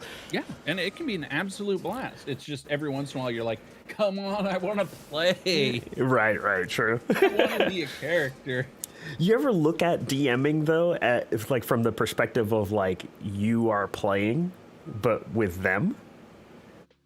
In some ways, yeah, I can definitely see that. I mean, when we talk about players in D&D, a lot of times we're talking about just the people that have player characters. But then again, there's other times that you'll hear us refer to people that play D&D just as a whole, DMs and players as the players. So yes and no. It's kind of like a thumb is a finger, but not all fingers are thumbs, you know? Yeah. Yeah, like I always looked at it that way watching like Matt Mercer and stuff like that. There's like a big responsibility behind being a DM and everything, but at the same time I just felt like it's this fun thing where you're like building a world and like basically the players are sort of sentient toys that are part of your set. You know what I mean? This is like you're guiding them through it and letting them make their own choices, but you're sort of like you have everything up to you as to what you place in front of them, what guides them where, how you push them in certain directions. Like it's almost like a mental game. Oh yeah, and I guarantee you they will always say they weren't planning. Never, no. But I like with the way I am, where I like suck at pre-planning things anyway. I kind of like that. Well, yeah, and there's the thing. You'll notice there's a couple of different types of DMs, and one of them is like Matt Mercer, who plans everything. Don't get me wrong; he's a great improviser. He's got all kinds of things he can pull out of his hat at a moment's notice. He's amazing with that stuff. But then you've got other people. I'm blanking on his last name right now. Chris Perkins. He's actually one of the guys over at Wizards of the Coast. And he DMs for, or he did DM for another podcast. He was the kobold that died in the first like 30 minutes. Yeah, it could be, yeah. In campaign 2. He was the dungeon master for Acquisitions Incorporated. If you've ever heard of that one. Not yet. Okay, well, it's another fun one. He gets people from Penny Arcade to play with him. And, nice. They kind of became the second Critical Role type. Right. They didn't go quite as far mostly because they were only doing live shows after a while. Gotcha. So their growth was a lot slower. Right. But yeah, I think one of his players pointed out at one point that he had 1 page of notes behind the DM screen. That's all he had back there, and some dice. Yeah, that sounds more like me. And I'm like, yeah, that's kind of how I end up rolling most of the time. My notes are very limited, but I just make most of it up on the spot because otherwise I dive in and I will create the entire world and you'll have everything. Everything's got a name, this over there, that over there. And then they'll ask me about the one dog that just went running past that I never made a name for. Like I'll try, like if I do end up being a DM, I'll try to have like a preset kind of world-ish thing as far as like places and names of things. And maybe like a couple key characters here and there, but other than that, like I feel like for the most part, aside from maybe having like a sheet of paper with a bunch of random names on it to make it a little bit faster, I can just bullshit right off the top of my head. Yeah, and that's the way a lot of it ends up. And actually, one of Matt Mercer's tips was have a sheet of names. If you're looking to do that, actually, Xanathar's Guide to Everything has a lot of names in it. In the back of it, it's got several tables worth of names. Nice. And then I would just like write down the name and a little thing. My stream is buffering? What? Yeah, you keep buffering here for me too. Oh, that's weird. It says my connection's good though. That is odd. That is very odd. Dun-dun-dun. It happens sometimes. Yeah, it could just be the the Discord thing. Anybody who's having buffering issues, just refresh my stream, and it should, reconnect you, reroute you, or whatever it is. Because the stream connection is fine, so my guess is it's from the outside. Dun, dun, dun. Please check your connection. Dun, dun. Bum, bum, bum, bum, bum, bum, bum. All right, so I am ready for the trinket reveal over on my page if you want.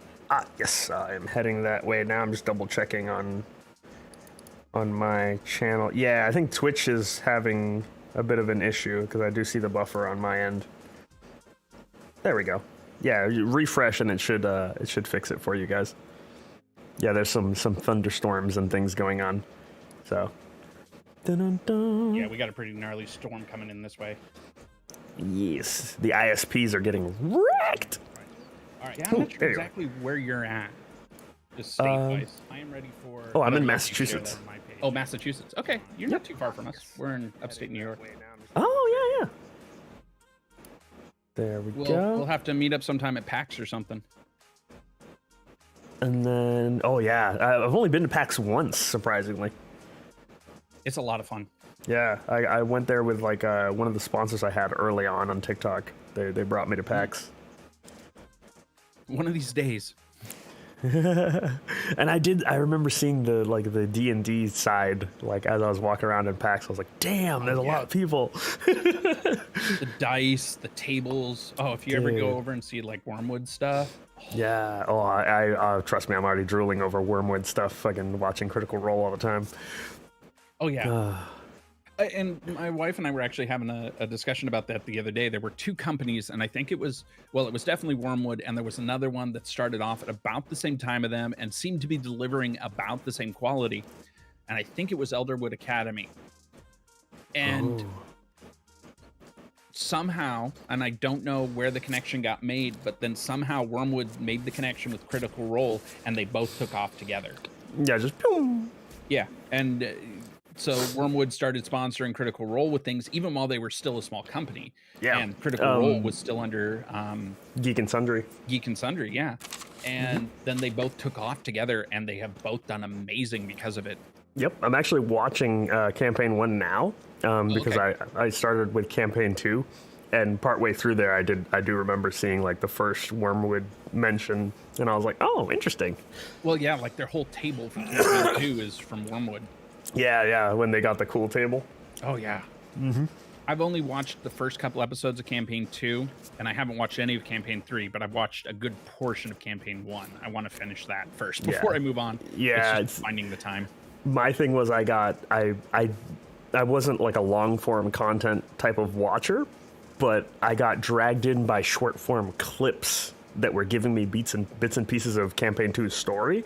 And like stuff that happened, and I was like, "This is fucking hilarious," or just epic. Like, yeah, like they're so entertaining to watch. And then I was like, I want to know. Like, I got so many chunks of the story that I was like, I need to know the actual order. Like, how does this actually happen? And I just started binging Campaign 2.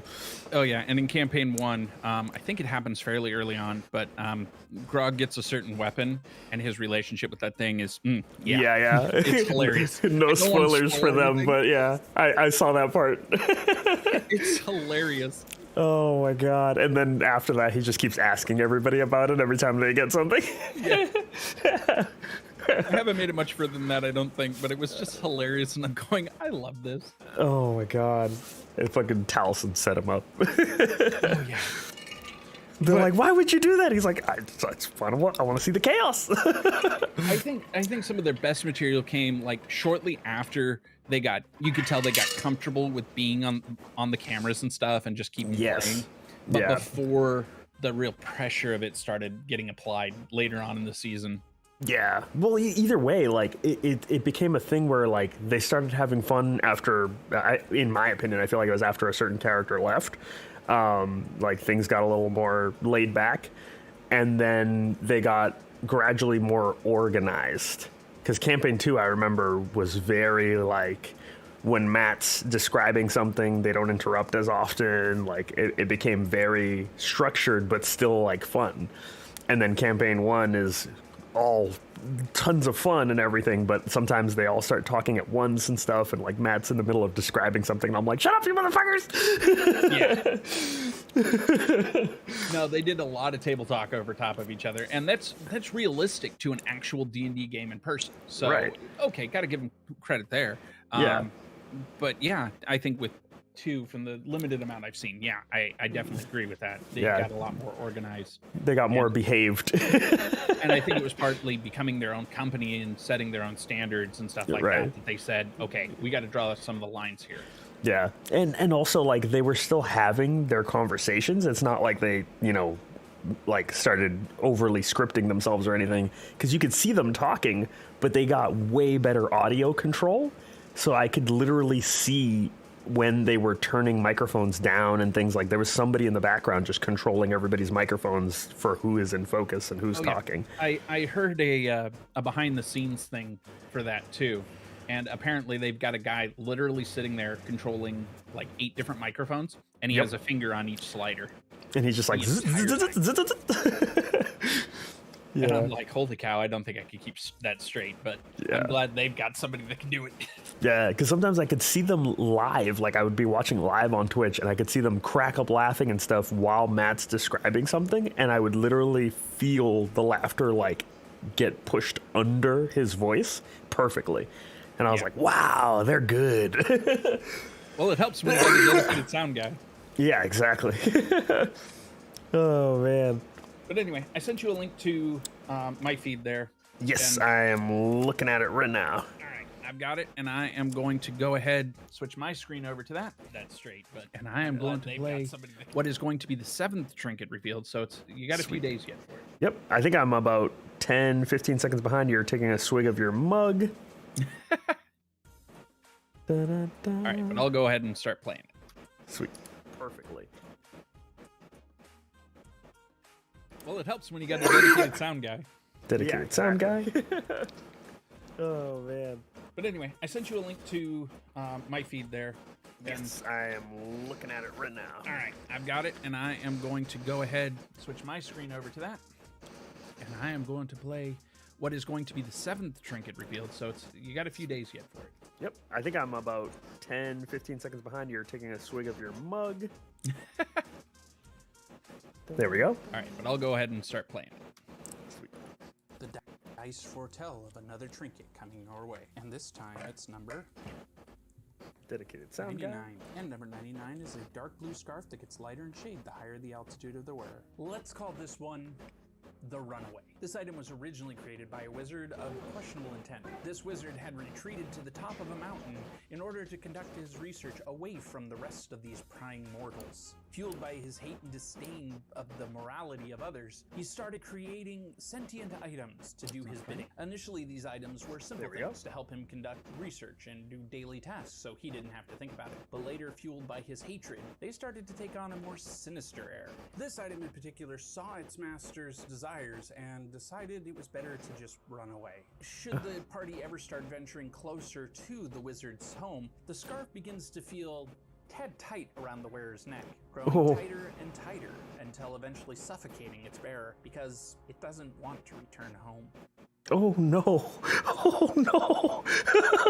That's terrifying, dude. So the scarf is like, nah, bitch, you're not bringing me home, and just fucking kills you.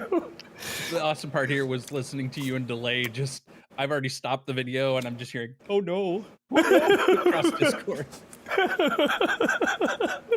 Oh god. Dude, that's terrifying. That was actually one of the ones I had the hardest time coming up with. Actually, I think it was the hardest one to come up with anything for, because it already changes colors as we increase altitude and stuff. So I literally was seconds away from creating a video that just said, it's an altimeter. What do you want from me? Dude, that's awesome though. It went from like something kind of basic to oh god. But like the just the amount of ways that can branch off into something crazy is amazing. Like I love the way you build something like that in. Because, like, you can go from, oh shit, this thing's trying to kill me, to why is it in this general area, like, before you start, you know, actually suffocating. And then you might figure out where the dude's place is. Then you have a whole nother fucking dungeon crawl figuring that out. It's wild. Oh, yeah. There are several in this series that I specifically designed to be quest starters. Jeez. And I leave it open-ended, partly because I just want the dungeon master to fill it in from there. Yeah, that's Partly because I was nuts. trying to keep them all under a minute so I could upload them to YouTube Shorts too. But, you know. But yeah, still, that's fucking awesome. Oh, that's kind of like the whole Ricky dropping the Kraken on Brynholm thing. Like, I originally, when I finished that video, I wasn't thinking of making a part 2, but just naturally by design, it's just open-ended and can go anywhere from there. Yeah. Like, what the hell's the Kraken gonna do on land? It's gonna go home. And then it's gonna start hunting us forever. Yeah. Oh, and there's a couple of the trinkets too, even in Series 1, that, yeah, you're being hunted now. Oh, man. That's the only negative I could think up after that point. It's just, yep, you're on somebody's list. Oh, boy. It's a short list. It only has your name. Oh, no. Ugh. Dude, that's intense, though, that scarf. And now I have one to worry about on my own. The fucking the black dice with only ones on it. Yeah, it's going to be interesting. Oh, man. That's going to be, like, in the back of my mind, just bothering me while I pretend I have no idea that it's even a thing. Yep. Well, and that becomes one of those things, too. You know, the difference between being a dungeon master and a player. As a player, you don't have a lot of need to know the stats for different creatures and stuff. You don't know their strengths or weaknesses. Sure, you may learn it if you've encountered them a time or two, like even in Critical Role. One of the first episodes in the first season, they encounter a couple of Umber Hulks, and they know exactly what these things are because they faced them before. Right. Versus, I've played it a couple games more recently because I've made friends with other Forever DMs, and they let me play a little bit. And as soon as they start describing a character, I'm like, oh crap, I know exactly what that is. I know its resistances, and I know its AC. We're screwed. Oh, yeah, true. Because you have all that experience, so now you're like, oh, no. Yep. Oh. And even there was one time that we were playing a campaign that I'd actually DM'd before, and my character, of course, is completely doesn't know what's around the corner. But I'm sitting there biting my tongue, going, "We shouldn't go around this corner. We should not go around this corner. We should not go around this corner." It's like you know exactly what could possibly happen around those corners. Oh yeah. I just kept my mouth shut and let them walk. Oh, no. They found out exactly why I'm sitting there shaking my head. No. I think that would be like one of the interesting parts for me if I ever end up becoming a DM. I don't think I could ever go around like on a guideline of like pre-made campaigns. I feel like my brain just wouldn't be able to retain the majority of the information unless I make it. Yeah, and that could be. The pre-written campaigns, I for one, I would definitely suggest a pre-written as your first if you ever do it. Don't try to write it yourself to begin with. And there's shorter stories too. I mean, you don't have to do like Knights of Phandelver, which is like levels 1 through 5. Right. You know, one that I've heard recommended a lot is I think called The Sheep's Chase, and it's a couple of levels max. And it's very simple, but it lays out everything and you know what the bad guys are going to do in certain situations, and it just allows you to think about, you know, those exceptions versus having to come up with the entire plot line, all their names, where they're hiding, the fact that the bathroom should also have toilet paper in it, you know. You're right. Got you, Psycho. So you won't be there for anime night, but that's okay. We have anime night every Saturday. And yes, I did read your comment. he said that in Japanese. Yo, did you read my comment? And then Draco in my chat is saying, "You're giving me more content for TikTok. Imagine Ricky finding the scarf and screwing up again." Whoops. Oh boy. Hey, let's go up this mountain together. He's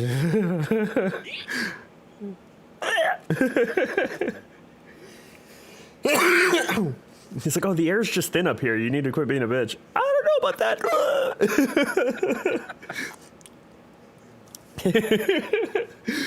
Oh man, so fun. This is, I love this kind of stuff where it's just open-ended creativity. Oh yeah. Oh man, sweet. So, what is the current plan for next time? Okay, so you and I will discuss exact date and when we want to start this. Sweet. Like I said, probably after the new year at this point, unless we want Yeah. to do a New Year's Eve stream. Hey, up to you on that one. We don't do shit for New Year's around here, so. Yeah, we've got 2 kids that are a little too young to keep up till midnight, but we'll see. Yeah. So, like I said, you and I will discuss the actual date and we can release that later. But as far as that's going to go, everybody will come with a level 1 character. Yes. We're just going to start there, and we're going to start fairly simple. That includes you guys who might want to play. Right. And it's going to be a buy-in type. I'll post the links over in my stuff. I'll give you the link to post over in your stuff. And Sweet. After we get you added, we'll release it, and there'll be 4 or 5 slots. My thought is actually, here's a fun one. The Master of Trinkets is hiring you guys to go and collect some trinkets. Ooh. We don't know what they are or what they do, but we have to go get them and bring them back. Right. Love So it. it's actually a new character that I'm going to be introducing who runs the dungeons. Oh my god. And it actually involves some other content that I'm working on behind the scenes here. But yeah, it's going to be fun. I dig it. I dig it indeed. So I'm purposely, I will say, I'm purposely designing this to screw with even experienced players. Yes. It's not going to be insanely difficult or more insanely difficult for new people than it will be for experienced players. So everybody should get a fairly equal play field there. Right. It just takes the edge off of the experience, so they can't just predict everything that's coming. Right. It's not going to be a pre-written thing or something that's already out there. It's something of my own creation, so it'll be fun. Shall we explain the false Hydra or keep him in the dark? Oh boy. I have a level 1 Dwarven Warlock ready to go. Hey, there we go. I'm going to finish my character I'm making and play with you. Hey, nice. Sweet. We got some takers already. Nice. And awesome. yeah, and it sounds like we'll be keeping this going, and I'm also going to be posting more games, including one-shots and long-running campaigns that you guys can also sign up. They just won't be streamed. Gotcha. And I know I've got a couple people I'm talking to about more play-by posts, if you guys have ever seen those. Let me grab your link in bio from your profile real quick so they can have that too. Uh-oh. Dun-dun-dun, copy link address. Bam. And this brings them to like everything, right? Depending on which one you're grabbing. Oh wait, is that the right? Oh. I think Here, I'll send you what it should be sending you to. The links, TikTok, Twitch, Instagram, Steam, YouTube, and then there's like a wizard hat. Okay, the wife tried the link that you put there, and it's sending them to the right spot at least. Yeah, it like makes you click some extra stuff, but it gets there. Okay. So yeah, that's links to all of my stuff there. Sweet. Yeah, including my coffee account where you can find all of Season 2's trinkets right now. Nice. I find it funny calling it a Season 2. It's... Yay. Yeah, I haven't gotten to that point with the Ricky stuff, but maybe. Well, this has a clear breaking point too, you know, where I got to switch books and everything, so it kind of made the seasons for me. True. Man. And did you see the last one from the end of last season? I'm trying to remember. What was it exactly? End of an era. End of an It's era. the Urn of Ashes. Yeah. Okay. That was cool. Draco, to answer your question, so far I'm not using Tabletop Sim just because I don't have the assets for that. But I do it in some of the other places. I do a lot of theater of the mind and then just throw up maps when are needed. But that may be changing because I just got access to both Arkenforge and what's the other one? Tailspire. Ooh. So you can make like little 3D things? Yeah. That's With sick. Tailspire, I can do 3D. So you may start seeing more stuff like that. I will definitely be a part of that. It's going to take me a little bit to get used to there, but once I do, I want to try to do as much in those kinds of stuff as possible. Ow, ow, ow. Don't try to eat me. Sorry. Kill you. I kill you.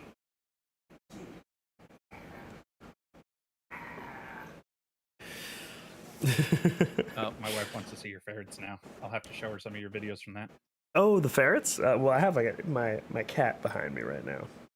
He's trying to eat my hand. Yeah. She used to have ferrets, so she's she's having flashbacks at the moment. Yeah, they're all the way down on the first floor right now, so that would be a jog to go down. That's fine. But yeah, they're on my TikTok somewhere in the videos. Oh yeah. Yeah, I've seen them. I rub your butt. I rub your butt. I rub your butt. And for those joining the Discord too, you do need to accept the rules before to let you all the way into chat and stuff. Oh, that was half empty. There we go. L'chaim. There we go. Done. Bottle flip for eye poo shower. Bam. If I get to play, I'd like to know about your world, but 900 years prior. Ooh, interesting. The character talks in archaic language and thinks trees talk after living with fairy wife for a few years in the Feywild. Oh, interesting. Dun-dun-dun. Dun-dun-dun. Yes, I do have the ferrets. I have 3. Oh, you still there? It sounds really quiet on your end. Oh, I wasn't. I was talking to my chat. Oh, okay, got you. Oh yeah, the push to talk thing. Yes, I need to figure that out. I never remember to do that. Well, a lot of times I do open mic, but I've got a mute button. But right now my button is bound to deafen and mute, so I would completely lose you at that point. Right. It's my birthday. Can I have a happy birthday? Happy birthday, Monty Boy. Happy birthday. Dun-dun-dun-dun. Monty Boy 69 XD. But yes. Dun-dun-dun. Sweet. So we will organize a day after New Year's or like New Year's Eve if you're up for it. Up to you on that one. But either way, around there, we shall figure that out, and then we will get campaign 1 started. Oh yeah. Or yeah. one shot, either one. Yeah. Like I said, the first couple ones, I know we discussed about that, having a few one-shots just to get our feet under us and figure out who might be playing with us long-term type thing. Like character building one shots and then Yeah. have an actual campaign. Yeah, and I may try to tie all the one-shots together, too, and have an overarching story. We'll Cool. see. And since it's going to be kind of the same 2 NPC-type characters that are pitting you guys against each other, I could see how I could easily build a story with that. It's just Interesting. where do I take it from there? Just dropping some little hints there. Okay. Well, it's one of those things that'll be made pretty apparent in the first intro, or should be. Nice. If not, I'm not planning this the right way. We'll see. It's one of those things. Sweet. Awesome. How are you for time, by the way? I'm all right for now. Oh, sweet. Okay. No, I was planning until 10. But yeah. Sweet. I'm probably going to start wrapping up here for the most part because I have a couple things I need to do at like near 10 anyway, but we do an end of stream raid here, so I have to get that going. I don't know if you guys want to be a part of that if you're on your way to 10 o'clock anyway, but up to you. Well, I'm in your chat anyway, so I'll go along for the raid there. Sweet. But yeah, I'll wrap up my stream, and then I guess you and I can always chat in Discord afterwards. Absolutely. All right, I'll catch you then. Alrighty, see you then. Thank you for stopping by, and thank you for the help with the character creation. You are an amazing DM. Well, thank you so much, and I look forward to getting this game started with you and all your chat. So let's do it. Sweet. Alrighty, see you later, man. See ya. Sweet. That was fun. That was fun. We have our character peeps. And soon we'll have Ricky too, but you know, that all in due time, all in due time. Now that we got that started, tomorrow is Saturday. And you know what that means. We've been talking about it all stream. Saturday is the Weeb Night Watch Party. It is time to group together in the Twitch at 6 p.m. EST on Saturday. And we're going to be binging some anime. We're going to be starting with the usual weekly episode of World's Finest Assassin reincarnated as an aristocrat in another world. And then we're binging some Busou Renkin. We were watching that last time. We're gonna keep binging that until it's done because that show is amazing. And you guys definitely have to see the end of that. It's such a good fucking show. But yes, we got a bunch of shows to watch. But yes, Saturday, 6 p.m. EST. What we're doing right now is we're going to hop into raid mode, basically. We're going to find one of the people from my list here. And we're going to hop into their stream and see what they're up to. And I'm going to wrap up my stream for the night with that. So let's get our little end of stream jams going. Oh, you're caught up on Demon Slayer? Nice, nice. Let's go. Oh, that's the wrong button. There we go. Boom, boom, boom. Enjoy the jams while I find somebody to raid real quick. Dun, dun, dun, dun, dun. Oh my wa mo. Shinderu.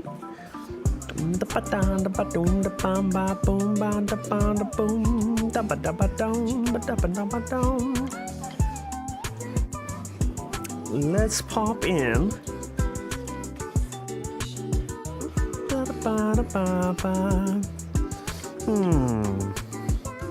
How about we pop in?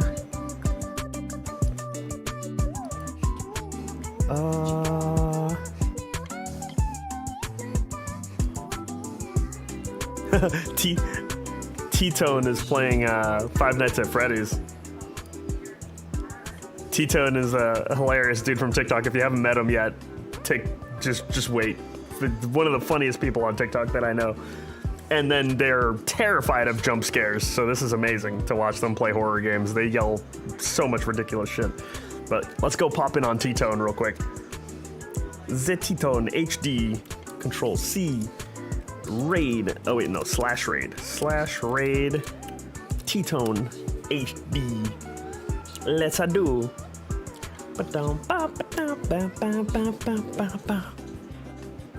Wait, did it do the raid? No. Is it doing it? Slash raid. Ah, there we go. I might have to back the music up a little bit. Get everybody in there. Everybody in there, everybody in the hole.